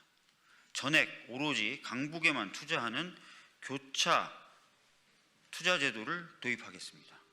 이것은 특혜가 아니라 서울 시민으로서 누려야 할 당연한 권리의 회복입니다. 둘째, 강북 대약진 1조 시민펀드로 투자의 물길을 완전히 돌리겠습니다. 관료들이 책상 머리에서 만드는 펀드로는 강북을 살릴 수 없습니다. 저는 서울시가 가장 확실한 마중물을 먼저 붓고 시민들이 참여하는 강북 대약진 1조 시민펀드를 조성하겠습니다. 이 펀드의 목적지는 강남의 테헤란로가 아닙니다. 제가 약속드린 강북의 ABC, 즉 AI, 바이오, 컬처 산업 거점입니다. 서울시가 보증하고 시민이 투자하여 강북이 기회의 땅임을 증명해 보이겠습니다. 펀드에서 발생하는 이익은 다시 강북의 미래에 투자한 시민 여러분께 돌아갈 것입니다. 존경하는 서울시민 여러분, 저는 이미 균형발전특별회계 1조 원 시대를 열겠다고 선언한 바 있습니다. 여기에 오늘 약속드린 공공기여금 교차 투자와 1조 시민펀드가 더해지면 총 3조 원 이상의 막대한 재원이 강북으로 쏟아지게 될 것입니다. 강남이 한 걸음 갈 때 강북이 똑같이 한 걸음 걸어서는 영원히 뒤통수만 보고 가야 합니다. 격차를 줄이는 유일한 방법은 강북이 10걸음, 100걸음을 한 번에 내달리는 대약진뿐입니다. 3조 원 이상의 투자 폭탄, 그것은 강북 대약진을 위한 꺼지지 않는 엔진이 될 것입니다. 말뿐인 균형이 아니라 돈과 실행으로 증명하는 박주민의 대반격. 저는 망설이지 않겠습니다. 강남에 갇힌 돈을 강북으로 3조 원 이상의 투자혁명을 함께 만들어 갑시다. 감사합니다.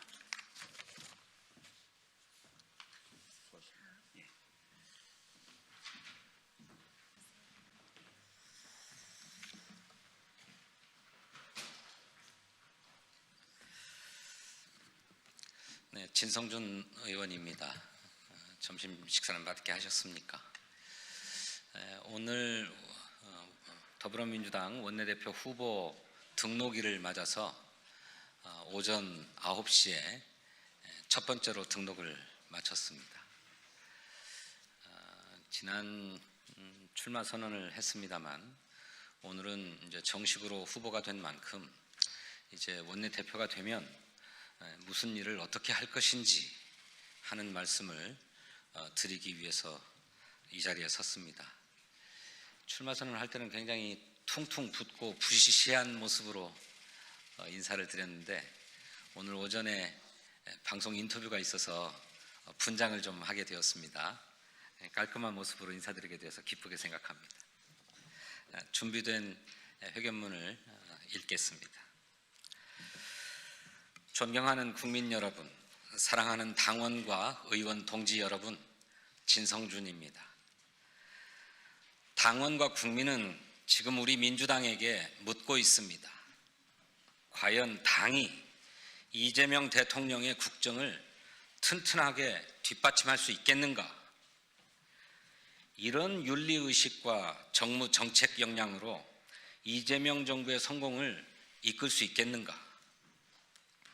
이런 당원과 국민의 물음에 답하지 못하면 우리 당은 국민의 신임을 회복할 수 없습니다. 지방선거에서 압도적으로 승리할 수 없습니다. 이재명 정부의 국정 운영도 튼튼하게 뒷받침할 수 없습니다. 비상한 각오와 결의로 자정하고 쇄신해야 합니다. 원내대표 보궐선거를 계기로 우리의 자세와 태도를 일신해야 합니다. 저는 원내대표 취임 즉시 3가지 당면 과제를 추진하고자 합니다. 첫째, 당의 윤리의식을 국민 눈높이에 맞게 재정립하겠습니다. 낡고 안일한 윤리의식을 전면 쇄신하는 정풍운동을 벌이겠습니다. 이를 위해서 국회 윤리특별위원회를 즉각 구성하고 가동하겠습니다. 국회 의석 비율에 집착하지 않고 과감하게 결단하겠습니다. 당에서 정기적으로 실시하고 있는 성평등 교육처럼 공직윤리 현장 교육을 의무화하겠습니다. 공직윤리신고센터를 당 또는 원내에 설치하겠습니다. 비리, 갑질 등 모든 비위 행위의 신고와 제보를 상시 접수하고 윤리감찰단, 윤리심판원과 함께 엄정 대응하겠습니다. 신고한 분들은 공익제보자에 준하는 보호를 받을 것입니다. 당내 문제에서 온정주의로 흐르는 일이 없도록 시스템을 정립해서 공직기강을 확립하겠습니다. 둘째, 당내는 물론 당정, 당청 간 토론 문화를 재정립하겠습니다. 내실 있는 충분한 토론이야말로 당의 단결은 물론 당정 일치, 당청 일치의 요체입니다. 발생 가능한 문제와 오류를 최소화할 수 있는 유일한 방법이기도 합니다. 당내 이견이 첨예한 정무, 정책 현안에 대해서는 디베이트 의원총회를 열어서 공개적으로 토론하겠습니다. 정책위원회 의장 시절 정책 디베이트를 열고 금투세, 상법, 반도체 특별법 등 주요 정책 현안에 대해서 공개적으로 토론한 바 있습니다. 이를 통해서 치열하게 토론하되 결론이 나면 일사불란하게 집행하는 전형을 만들었습니다. 제가 바로 그 당사자 아닙니까? 의원총회도 충분한 토론을 보장해서 수기 없이 당론이 채택되는 일은 없도록 하겠습니다. 정책조정위원회 차원의 당정협의도 월 1회 이상 정례화하겠습니다. 저는 정책위원회 의장 시절 7개에 불과했던 정책조정위원회를 국회 상임위원회와 똑같이 조응하도록 확대 개편하고 주 1회 정례회의를 갖도록 한 바 있습니다. 지금도 이 체제가 작동하고 있는데 이로써 당의 정책 조율 역량이 크게 향상되었습니다. 이와 같이 정책조정위원회별 당정협의도 월 1회 이상 정례화하여서 당정 간 정책협의의 밀도와 심도를 더욱 높이겠습니다. 당원 주권정당의 지향에 맞게 주요 입법과 정책의 당론화 과정에 당원이 직접 참여하는 시스템을 마련하겠습니다. 셋째, 내란 청산 입법을 신속하게 완료하고 민생 경제 대책에 주력하겠습니다. 무엇보다 국민의힘의 몽리로 무제한 토론이 걸려있는 민생 법안들을 처리하겠습니다. 먼저 국민의힘이 필리버스터를 자진 철회하도록 설득하되 법안 처리가 지연되는 일은 없도록 하겠습니다. 차제에 국민의힘에 분명하게 경고해둡니다. 내란 세력과 절연하지 않는다면 어떠한 타협도 없습니다. 내란 청산 입법을 저지하려고 민생 입법을 인질로 삼는 일은 결단코 좌시하지 않을 것입니다. 민생 수석부대표를 신설하겠습니다. 내란 청산 입법을 신속하게 완료하되 민생 회복과 경제 회생 대책에도 주력해서 개혁과 민생 투트랙 전략을 선명하게 추진하겠습니다. 특별히 을들의 교섭권을 보장하기 위한 입법에 힘을 쏟겠습니다. 정부는 AI 등 우리 경제의 성장 동력을 창출해 잠재 성장률을 끌어올리기 위해서 예산과 역량을 집중 투입하고 있습니다. 성장의 과실이 국민 모두에게 돌아가도록 하기 위해서는 우리 사회 경제의 을들이 동등한 주체로서 자기 권리를 주장하고 또 교섭할 수 있도록 해야 합니다. 하청 노동자들이 원청 사용자를 상대로 근로조건을 교섭할 수 있도록 제도화한 노란봉투법과 가맹점주들이 가맹본사를 상대로 계약 조건을 교섭할 수 있도록 한 가맹사업법이 바로 을들의 교섭권을 보장하기 위한 법이었습니다. 이제 남아있는 입법 과제는 온라인 플랫폼법 공정화법과 온라인 플랫폼 공정화법과 중소기업 협동조합법입니다. 그 필요성이 오랫동안 제기되어 왔고 여야 간에도 큰 이견이 없음에도 아직까지 결실을 보지 못하고 있는 법안인 만큼 신속하게 입법하도록 최선을 다하겠습니다. 저는 당 을지로 위원장 출신으로 두 법안의 입법에 각별한 관심을 갖고 있고 또 추진할 것이다 하는 점을 말씀드립니다. 사랑하는 당원 동지, 의원 동지 여러분, 전략적 선택이 필요한 순간입니다. 이번 보궐선거에서 선출되는 원내대표의 임기는 4개월입니다. 민주당의 죄송합니다. 입이 말라서. 이번 보궐선거에서 선출되는 원내대표의 임기는 4개월입니다. 민주당의 당헌은 보궐 원내대표의 임기를 전임자의 자녀 임기로 규정하고 있습니다.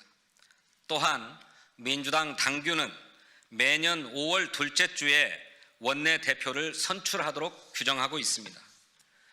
그러므로 이번 보궐 원내대표의 임기는 4개월에 불과합니다. 저는 잔여 임기 4개월 동안 앞서 말씀드린 3가지 숙제를 완료하고 깨끗하게 물러나겠습니다. 연임에는 도전하지 않습니다. 한편 당헌 당규에 따라 5월에 선출되는 원내대표는 제22대 국회 후반기 원구성을 책임져야 합니다. 국회의장과 상임위원장 배분, 상임위원회 배치까지 후반기 원구성과 운영 전략을 수립하고 관철해야 할 막중한 책임을 갖고 있습니다. 잔여 임기를 수행할 원내대표의 임무와 정식 임기를 수행할 원내대표의 임무를 명확하게 구분해야 합니다. 국회의원과 당원 동지들의 전략적인 선택이 절실한 이유입니다.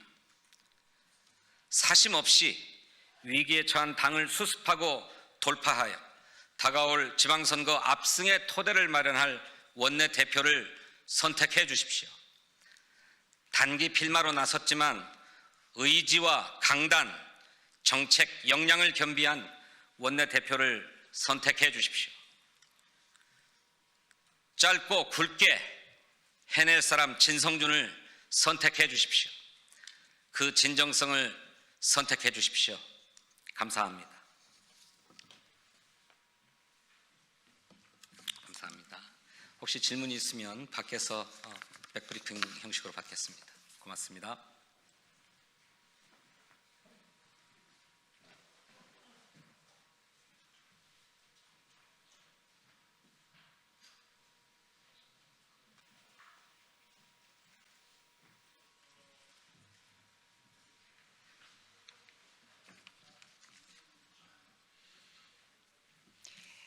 네, 진보당 상임대표 김재현입니다.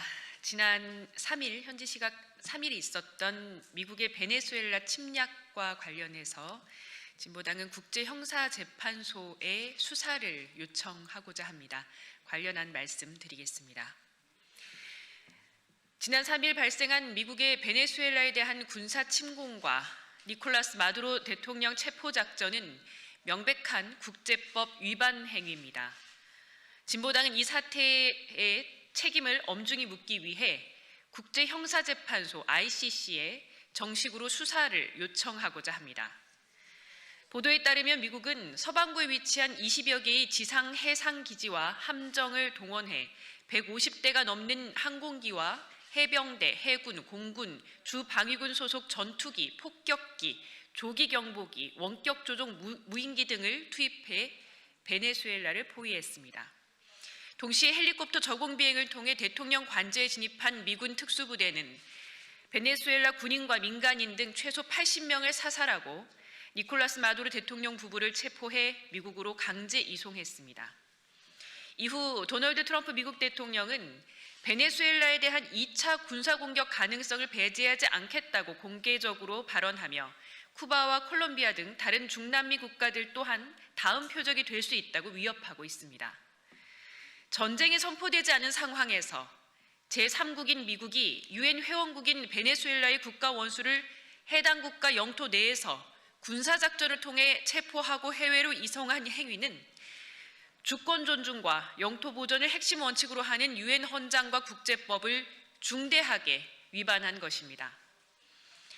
안토니우 구테르스 유엔 사무총장 역시 대변인 성명을 통해 미국의 군사 행동은 위험한 선례가 될 수 있다면서 국제법의 규칙이 존중되지 않는 상황에 대해 깊은 유감을 표한다고 밝혔습니다. 국제형사재판소는 침략범죄, 전쟁범죄, 집단학살 범죄 등을 관할하는 상설국제재판소입니다. 이 가운데 침략범죄는 이른바 지도자 범죄로 침략 행위를 계획, 준비, 개시한 국가 지도자를 직접적인 처벌 대상으로 삼고 있습니다.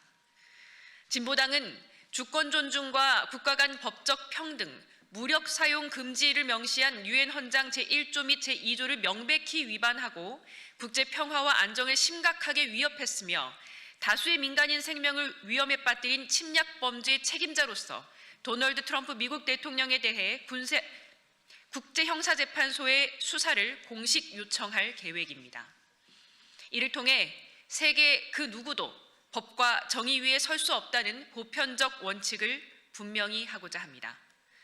평화와 정의를 염원하는 제 정당과 국회의원 여러분의 적극적인 동참을 호소드립니다.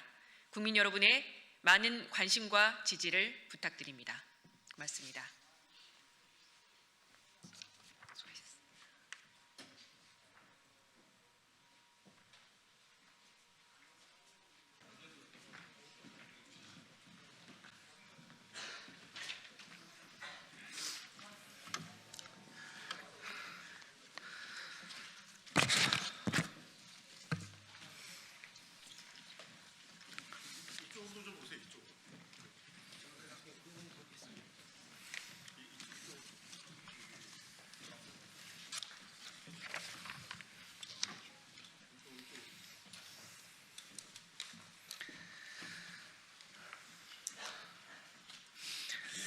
네, 예, 반갑습니다.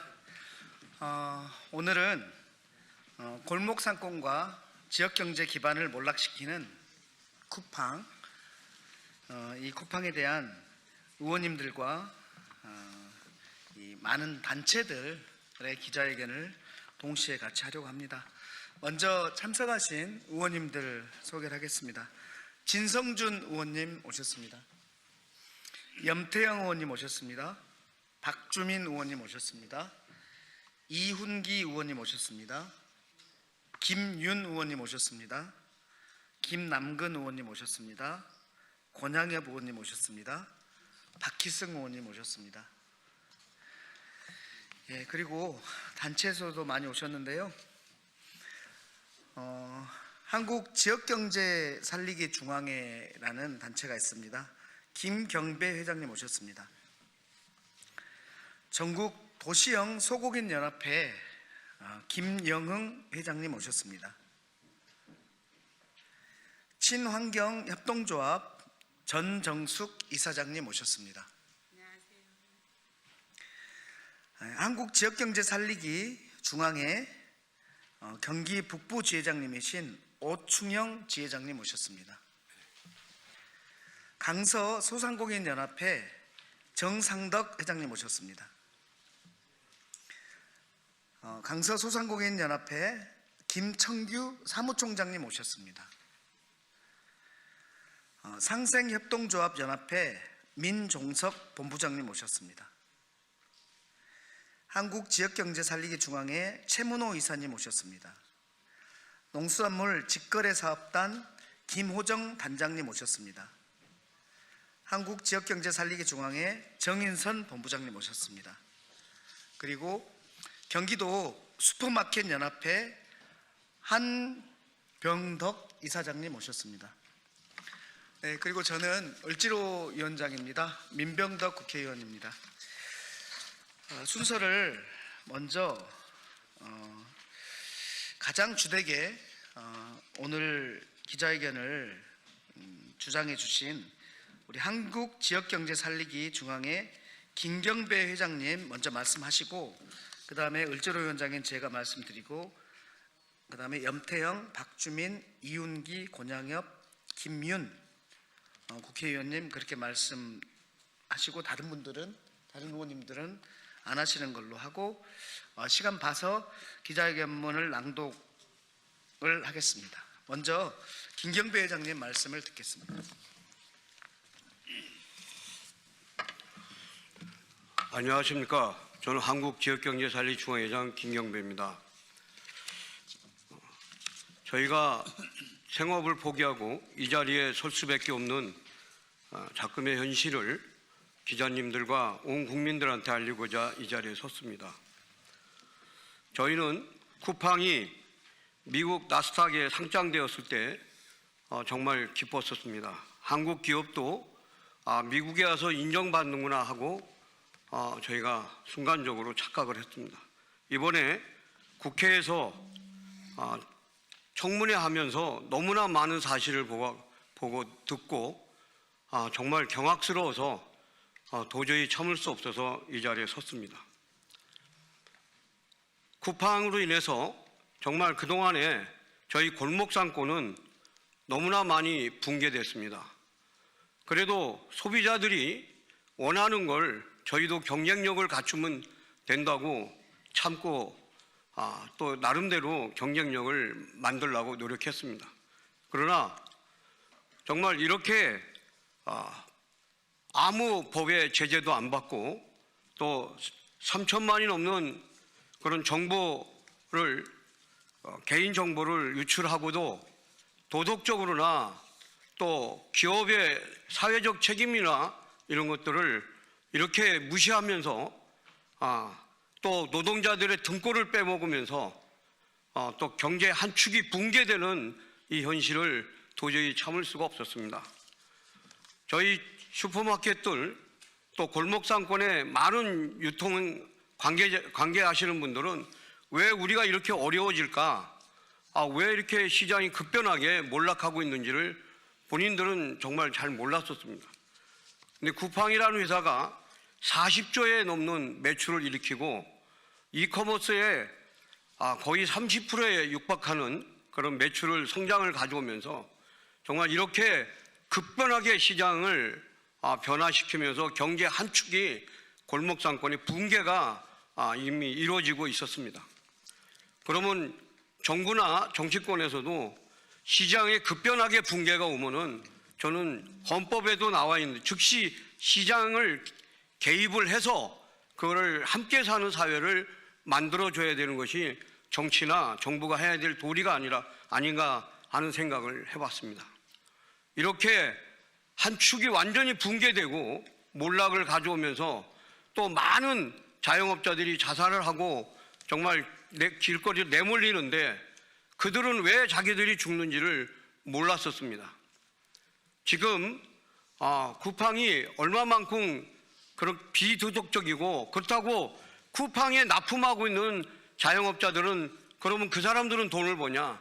저는 이번에 보고 너무나 많은 그런 부도덕하게 수수료나 또 강요당하면서까지 울먹여자먹기로 그들한테 끌려가는 걸 보고 정말 이렇게 한 축의 경제를 붕괴시키고 또 거기에 납품업자들도 역시 길거리에 또 내몰리고 몰살당한 이런 꼴을 보면서 지금 저희가 더 이상 쿠팡에 대해서는 모든 자영업자 소상공인을 동원해서 이 불매운동과 퇴치운동을 해야 되겠다는 그런 마음을 다지게 됐습니다.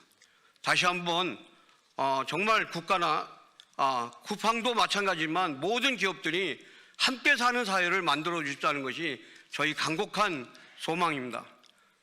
다시 한번 쿠팡의 이 작태에 대해서 온 국민이 알고 다시는 그러한 부도덕한 기업이 나와서도 안 되지만 앞으로 존재할 수도 없다는 것을 저는 이번에 정치권의 정부에서 그것이 국민들이 납득할 수 있는 그런 저기가 나올 때까지 저희는 불매운동을 하겠습니다. 감사합니다. 예, 대한민국 소상공인 단체가 쿠팡의 불법 행위에 대해서 이렇게 규탄을 하면서 실질적인 대책 마련을 촉구하고 있어 보입니다. 예, 저는 을과 더불어 언제나 을지로 더불어민주당 을지키는 민생실천위원회 위원장 민병덕 국회의원입니다. 글로벌 기업이라는 기업들에게 공통점이 하나 있습니다. 한국 시장에서 돈을 벌고 문제는 한국에 남기고 국적과 복잡한 지배구조 뒤에 숨어 책임은 지지 않습니다. 쿠팡의 김범석 의장은 그 중에서도 손에 꼽히는 사람입니다. 2024년 기준 쿠팡 매출은 약 41조 원이었습니다. 이 가운데 90%에 가까운 약 37조 원이 대한민국에서 나왔습니다. 그러나 개인정보를 유출하고 소상공인과 노동자들의 삶이 쓰러져도 쿠팡은 도대체 책임질 생각을 하지 않습니다. 쿠팡의 약탈적 행위 더 이상 두고 볼 수 없습니다. 쿠팡은 정보를 독점하고 규칙을 스스로 정하는 선수이자 심판이 된 거대 플랫폼입니다. 저는 이런 쿠팡을 플랫폼 생태계의 교란종, 황소개구리라고 보고 싶습니다. 규칙을 지키며 버텨온 소상공인과 입점업체의 터전을 잠시 가고 시장을 자기 방식대로 뒤틀어 왔습니다. 디지털 시대의 모든 문제의 플랫폼, 바로 쿠팡입니다. 전 국민의 사랑이 아니라 전 국민의 밉상 쿠팡입니다. 이 쿠팡에 대한 철저한 조사와 조치가 필요합니다. 더불어민주당 을지로위원회는 쿠팡의 불법, 불공정 행위를 철저히 조사하고 엄정한 조치가 이루어질 때까지 우리 소상공인들과 끝까지 함께하겠다는 말씀을 드립니다. 다음은 염태영 의원님.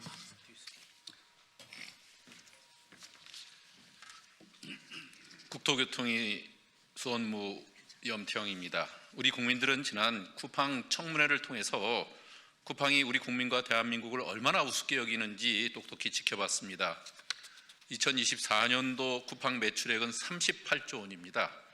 와우 멤버십 월 회비를 2년 만에 2,990원에서 7,890원으로 올리면서 챙긴 이익만도 4,872억 원입니다. 이익은 자신들이 챙기고 그 편리함에 따른 비용은 골목 상권, 소상공인 그리고 노동자들에게 전가하고 있습니다. 이들에게 골목 상권의 생존과 노동자 안전은 안중에도 없고 사회적 연대 인식은 바닥 수준입니다. 쿠팡은 하루에 2,800만이라는 서비스 이용자에 도취해서 편리함에 길들여진 한국 소비자는 쿠팡을 절대 떠나지 못할 것이라고 자신하고 있습니다. 또한 이커머스 입점업체 23만 개와 본사와 자회사에 근무하는 10만 명 직원들의 직장이 자신들 손에 달려 있으니까 할 테면 해보라는 식으로 으름장을 놓고 있습니다. 그러나 한국 소비자는 호구가 아닙니다. 한번 돌아선 민심은 쿠팡의 몰락을 쿠팡이 자랑하는 로켓 배송보다 더 빠르게 가져둘 것이라고 확신합니다. 쿠팡 김범석 총수에게 경고합니다. 미국이란 우산 밑에 숨어서 한국 법을 비웃는 짓은 더 큰 화를 자초할 수 있음을 명심하기 바랍니다. 이제 쿠팡에겐 국정조사가 기다리고 있습니다. 김범석 의장에 대한 동행명령장과 위증, 고발, 징벌적 손해배상과 영업정지, 등록 취소까지 우리는 모든 수단을 강구할 것입니다. 국민을 무시하고 골목 상권을 죽이고 노동자 죽음을 비용으로 계산하는 기업에게 우리 대한민국은 내어줄 자리가 없습니다. 국민 불편을 볼모로 골목 상권을 죽이고 노동자를 죽이는 쿠팡은 사죄하고 피해 보상과 지원 대책 제대로 세울 것을 강력히 촉구합니다. 네, 다음 박주민 의원. 오늘 아무래도 여러 의원들에게 발언 기회를 주시는 것은 말을 하고 지키라는 취지이신 것 같습니다. 쿠팡에 관련된 문제 제기 몇 년 전부터 계속 해왔습니다. 그러나 말로는 도저히 바뀌어지지 않는다는 것을 다시 한번 또 확인하고 있는 현재 상황인 것 같습니다. 온라인 플랫폼법 제정돼야 됩니다. 그리고 정보 유출 등 소액의 다수 피해자가 발생하는 경우에 대해서 보완할 수 있는 징벌적 손해배상 제도나 집단소송제도 도입돼야 됩니다. 더 이상 말이 아니라 국회가 갖고 있는 권한과 권능을 행사해야 될 때인 것 같습니다.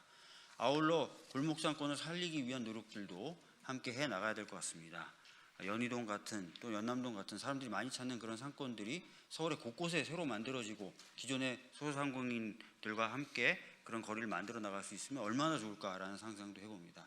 다 같이 힘 모으면 할 수 있는 일이라고 생각합니다. 더 이상 말이 아니라 실천이 필요한 것 같습니다. 열심히 하겠고 함께 하겠다는 말씀드리겠습니다. 감사합니다.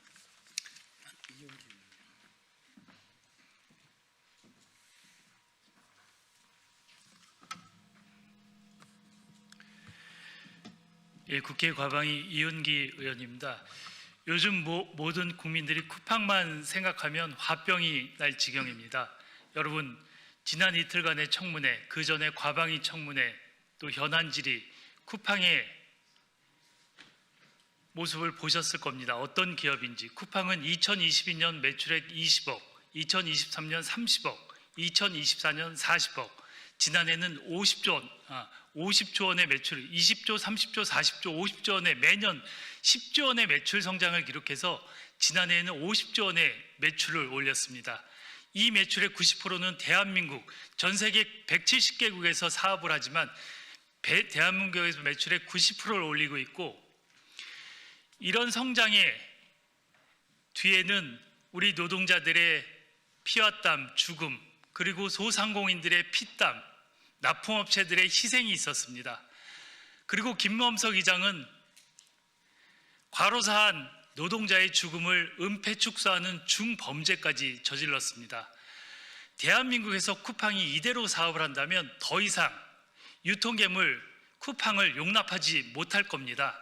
쿠팡이 이대로 사업한다면 대한민국에서 당연히 퇴출시키고 건강한 유통 생태계를 우리가 다시 만들어야 한다고 생각합니다. 이 길에 민주당이 중심에 서서 여기 계신 분들과 끝까지 함께 하겠습니다. 감사합니다. 권양기 부원님.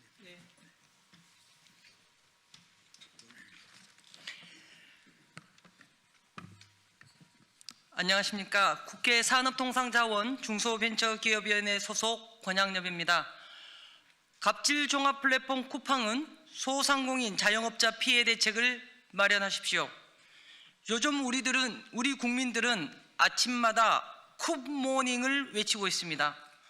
까도 끝이 없는 양파처럼 쿠팡과 관련한 새로운 의혹들이 매일 끊임없이 제기되고 있습니다. 입점업체 데이터를 무단 독점해 시장을 장악하고 자사상품 판매를 늘렸다는 의혹, 입점업체 재계약 과정에서 공급률 인하 등 불공정 재계약을 강요했다는 의혹, 공짜 광고로 입점업체들을 유인한 후 유료로 전환하고 광고비를 자동 차감해 왔다는 의혹 등입니다. 쿠팡은 한마디로 입점업체들의 고열을 쥐어짜서 돈을 벌어들이는 갑질 종합 플랫폼입니다. 3,370만 건에 달하는 개인정보 유출 사태 이후 쿠팡 입점업체들이 매출 감소에 직결탄을 맞고 있지만 쿠팡은 여기에 아무런 관심이 없습니다. 오로지 유출 규모를 축소시키고 한미 외교 갈등 운운하며 책임을 회피하려는 데에만 혈안이 되어 있습니다. 산재로 사망한 노동자의 죽음도 은폐하고 조작하려 하던 쿠팡인데 이상할 것도 없습니다. 갑질 종합 플랫폼 쿠팡은 공정거래위원회, 개인정보보호위원회의 조사와 경찰 TF 수사를 통해 응당한 처분과 처벌을 받아야 합니다. 또한 이제라도 쿠팡에 입점한 소상공인, 자영업자를 위해 피해 보상 방안 및 지원 대책을 수립해 발표해야 합니다. 국회는 쿠팡의 갑질과 무책임이 사람들의 기억에서 잊혀지지 않도록 끝까지 감시하고 책임을 묻겠습니다. 감사합니다. 네, 김윤 의원.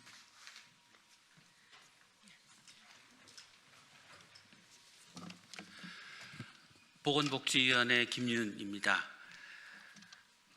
쿠팡은 입점업체의 판매량, 고객 반응, 가격, 재고 흐름과 같은 핵심 데이터를 자사상품의 기획과 판매에 활용해 왔습니다. 이것은 정상적인 시장 경쟁이 아닙니다. 정교하게 설계된 착취 구조입니다. 플랫폼이 심판과 선수를 겸업하면서 벌어지는 시장 교란입니다. 쿠팡 사태를 통해 우리는 문제가 드러난 후 처벌하는 사후 약방문 방식으로는 플랫폼의 불법, 독점 문제를 해결할 수 없다는 것을 명확히 인식하게 되었습니다. 플랫폼이 해서는 안 될 영역을 명확히 구분하는 최소한의 사전적 규제가 필요합니다. 국회는 공정한 시장 질서를 회복하기 위한 책임을 끝까지 다하겠습니다.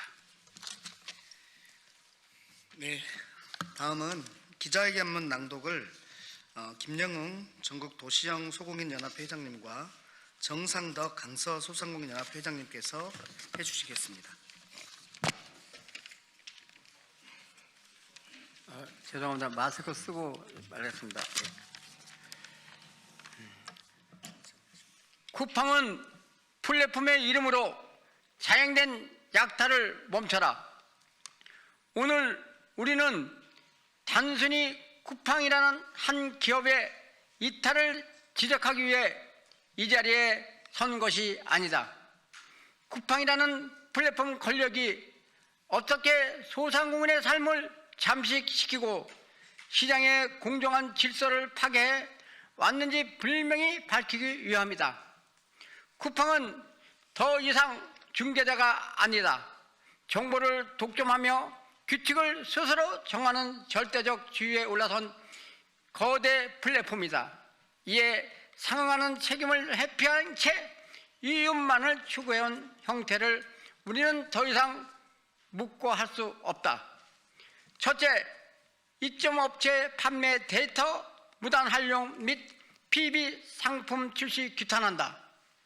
쿠팡이 플랫폼 운영 과정에서 얻은 이점 소상공인들의 민감한 판매 데이터를 활용해 자사 브랜드 PB 상품을 기획하고 확대해온 형태를 강력히 규탄한다. 이는 명백한 영업 비밀 침해이자 플랫폼이 선수이자 심판 역할을 하는 구조적 약달 행위를 규정한다. 소상공인들은 쿠팡에 꼬박꼬박 수수료와 광고비를 내며 버텨왔으나 결과적으로는 자신의 시장을 잠식당하는 피해를 입고 있다. 둘째, 대규모 개인정보 유출 사태 관련 피해 방치를 규탄한다. 최근 대규모 개인정보 유출 사태와 관련하여 쿠팡은 이점 소상공인과 중소기업 2차 피해를 사실상 방치하고 있다. 소비자들의 탈쿠팡을 움직임이 거세지면서 쿠팡의 매출의 상당 부분에 의존하는 소상공인들의 주문량이 10분의 1로 급감하는 등 직접적인 매출 타격이 발생하고 있다. 그런데도 쿠팡은 아무런 대책 없이 이점 소상공인과 중소기업 2차 피해를 방치하고 있는 것이다.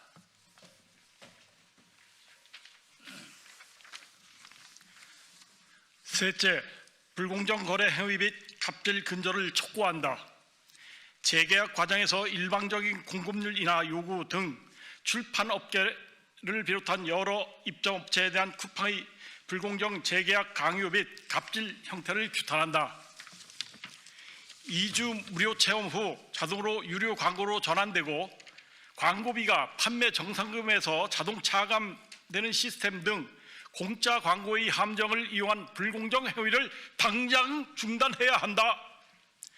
우리는 아래의 사항을 강력히 촉구한다. 공정거래위원회, 개인정보보호위원회 등 관계 당국에서 쿠팡의 불법, 불공정 행위에 대한 엄정한 조사와 강력한 조치를 촉구한다. 쿠팡은 피해 소상공인들에게 무릎 꿇고 사과하고 실효성 있는 피해 보상 및 지원 대책을 즉각 수립하라. 또한 이체 피해 발생 시 소상공인 집단 소송을 포함한 강력한 법정 대응에 나설 것을 강력히 촉구한다. 2026년 1월 5일 한국지역경제살리기 중앙회장 더불어민주당 을지로위원회 김경배. 네, 이상 마치겠습니다. 고맙습니다.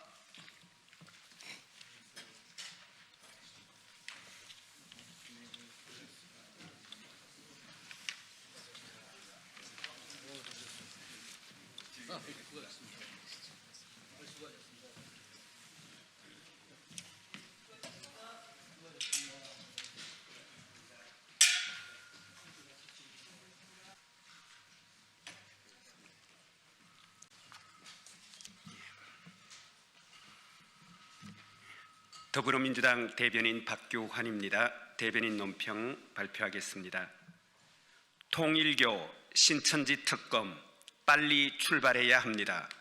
국민의힘은 더 이상 꾸물거리지 말고 통일교, 신천지 특검 출범에 협력하기 바랍니다. 국민의힘은 대관절 무엇이 그리 캥기고 무엇이 그다지 두렵습니까? 호기롭게 압도적인 국민의 준엄한 명령 운운하면서 수십 차례의 논평까지 쏟아내며 그렇게도 특검을 부러짓더니 이제 와서 가전 핑곗거리를 찾으며 발을 빼는 이유가 무엇입니까? 특검 도입에 찬성하는 국민이 80%가 넘는다는 조사 결과에서 알 수 있듯이 지금 국민은 선거 때마다 반복적으로 이루어진 통일교, 신천지 등 일부 종교 집단의 불법적 정치 개입 등 정교 분리의 헌법 정신을 훼손한 정교 유착의 전모를 조속히 규명하여 그에 상응한 책임을 물을 것을 요구하고 있습니다. 통일교는 한학자 총재의 이른바 성심에 따라 교단 전체가 일사불란하게 국민의힘 지지 운동을 펼쳤으며 윤석열, 김건희와 숱한 청탁과 금품을 주고받았고 심지어 검찰 인사에 개입했다는 정황까지 드러나고 있습니다. 빨리 수사해야 합니다. 그런데도 국민의힘은 신천지 의혹 규명은 특검 수사 대상이 될 수 없다거나 심지어 대통령의 특검 임명권까지 문제 삼는 막무가내식 태도로 특검 출범에 어깃장을 놓고 있습니다. 정교 유착의 실체를 규명하자면서 통일교는 되고 신천지는 안 된다니 세상에 이런 억지가 어디에 있습니까?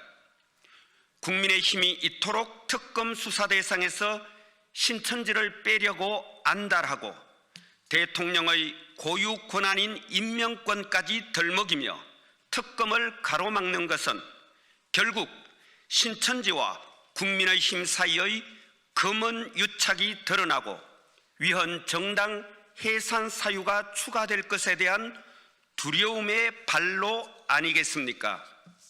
실제로 2021년도 서울시장 보궐선거 과정에서 조직적 투표 지시, 2022년 대선 경선에서 대규모 당원 가입과 몰표 의혹, 2024년 총선 전후 당원 가입 지시 의혹, 심지어 상시적인 당무 개입과 당권 장악 지원을 위한 이른바 필라테스 작전에 이르기까지 신천지와 국민의힘 사이에는 집단 당원 가입, 선거 개입, 공천, 당권 개입 등 정교 유착을 의심케 하는 사례가 수없이 드러나고 있습니다. 이런 정황에서 국민의힘이 신천지 특검을 거부하는 것은 정교 분리 원칙을 유린한 정교 유착의 공범이자 위헌 정당임을 스스로 실토하는 것으로 볼 수밖에 없습니다. 국민의힘은 국민이 지켜보고 있다는 사실을 두렵게 여기고 더 이상 핑계 대지도 꾸물거리지도 말고 정교 유착의 실상을 밝히기 위한 통일교 신천지 특검의 조속한 출범에 협력하여야 할 것입니다. 더불어민주당은 국민의힘의 몽리와 어깃장에도 불구하고 반드시 통일교 신천지 특검을 출범시킬 것이며 신정 정치와 물욕에 눈이 먼 사이비 종교 집단과 당리 당략으로 이골난 사이비 정치 집단 사이의 유착과 야합의 고리를 기어이 끊어내고 정교 분리의 헌법 정신을 확고히 하여 종교를 종교답게 정치를 정치답게 만들어 갈 것입니다. 고맙습니다.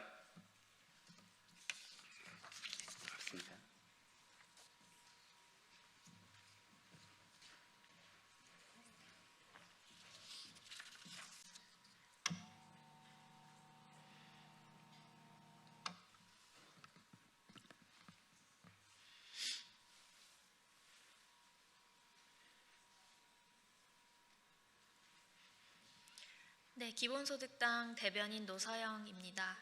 오늘은 이태원 참사 2차 가해 피의자 구속에 관련한 브리핑을 진행하도록 하겠습니다. 이태원 참사 2차 가해 피의자 구속, 사회적 참사 피해자에 대한 2차 가해 근절되어야 합니다. 12구 이태원 참사에 대한 허위 주장을 담은 영상, 게시글 700여 개를 반복적으로 유포하여 참사 희생자를 모욕해온 60대 남성 A씨가 구속됐습니다. A씨는 구속영장이 신청된 뒤에도 온라인에 허위 주장을 재차 게시하는 등 반성의 기미를 전혀 보이지 않고 있습니다. 사회적 참사에 대한 2차 가해 발언은 이미 2014년 세월호 참사 때부터 그 심각성이 지적되어 왔습니다. 이는 희생자와 유가족의 명예를 훼손하는 중대한 범죄이며 표현의 자유라는 빌미로 방치할 수 없는 명백한 혐오 발언입니다. 특히 이번에 구속된 피의자는 2차 가해성 영상을 유포하며 후원 계좌를 노출하는 등 이른바 비즈니스형 2차 가해 경향성도 보였습니다. 수익 창출을 위해 특정 집단을 비하하고 혐오를 조장하는 행태는 혐오를 구조적으로 확대 재생산하는 만큼 반드시 엄정하게 제재해야 합니다. 늦었지만 이번 구속은 사법부가 사회적 참사 2차 가해에 대한 엄단의 의지를 드러낸 중요한 전환점입니다. 지금까지 수많은 2차 가해에 맞서 싸워오신 이태원 참사 유가족분들과 연대자들의 노력으로 가능한 일이었습니다. 또한 이번 구속은 사회적 참사 피해자 보호를 위해 신설된 경찰청 국가수사본부 2차 가해 범죄 수사과가 가동된 이후 나온 첫 사례이기도 합니다. 앞으로 더 체계적이고 신속한 대응이 계속되기를 바랍니다. 국가는 참사의 진실을 바로 세우고 피해자와 유가족이 더 이상 상처받지 않도록 그 역할을 다해야 할 것입니다. 생명안전기본법을 당론으로 대표 발의한 기본소득당은 앞으로도 사회적 참사 피해자 보호체계를 강화하고 2차 가해가 근절된 사회를 만들어 가겠습니다. 이상입니다.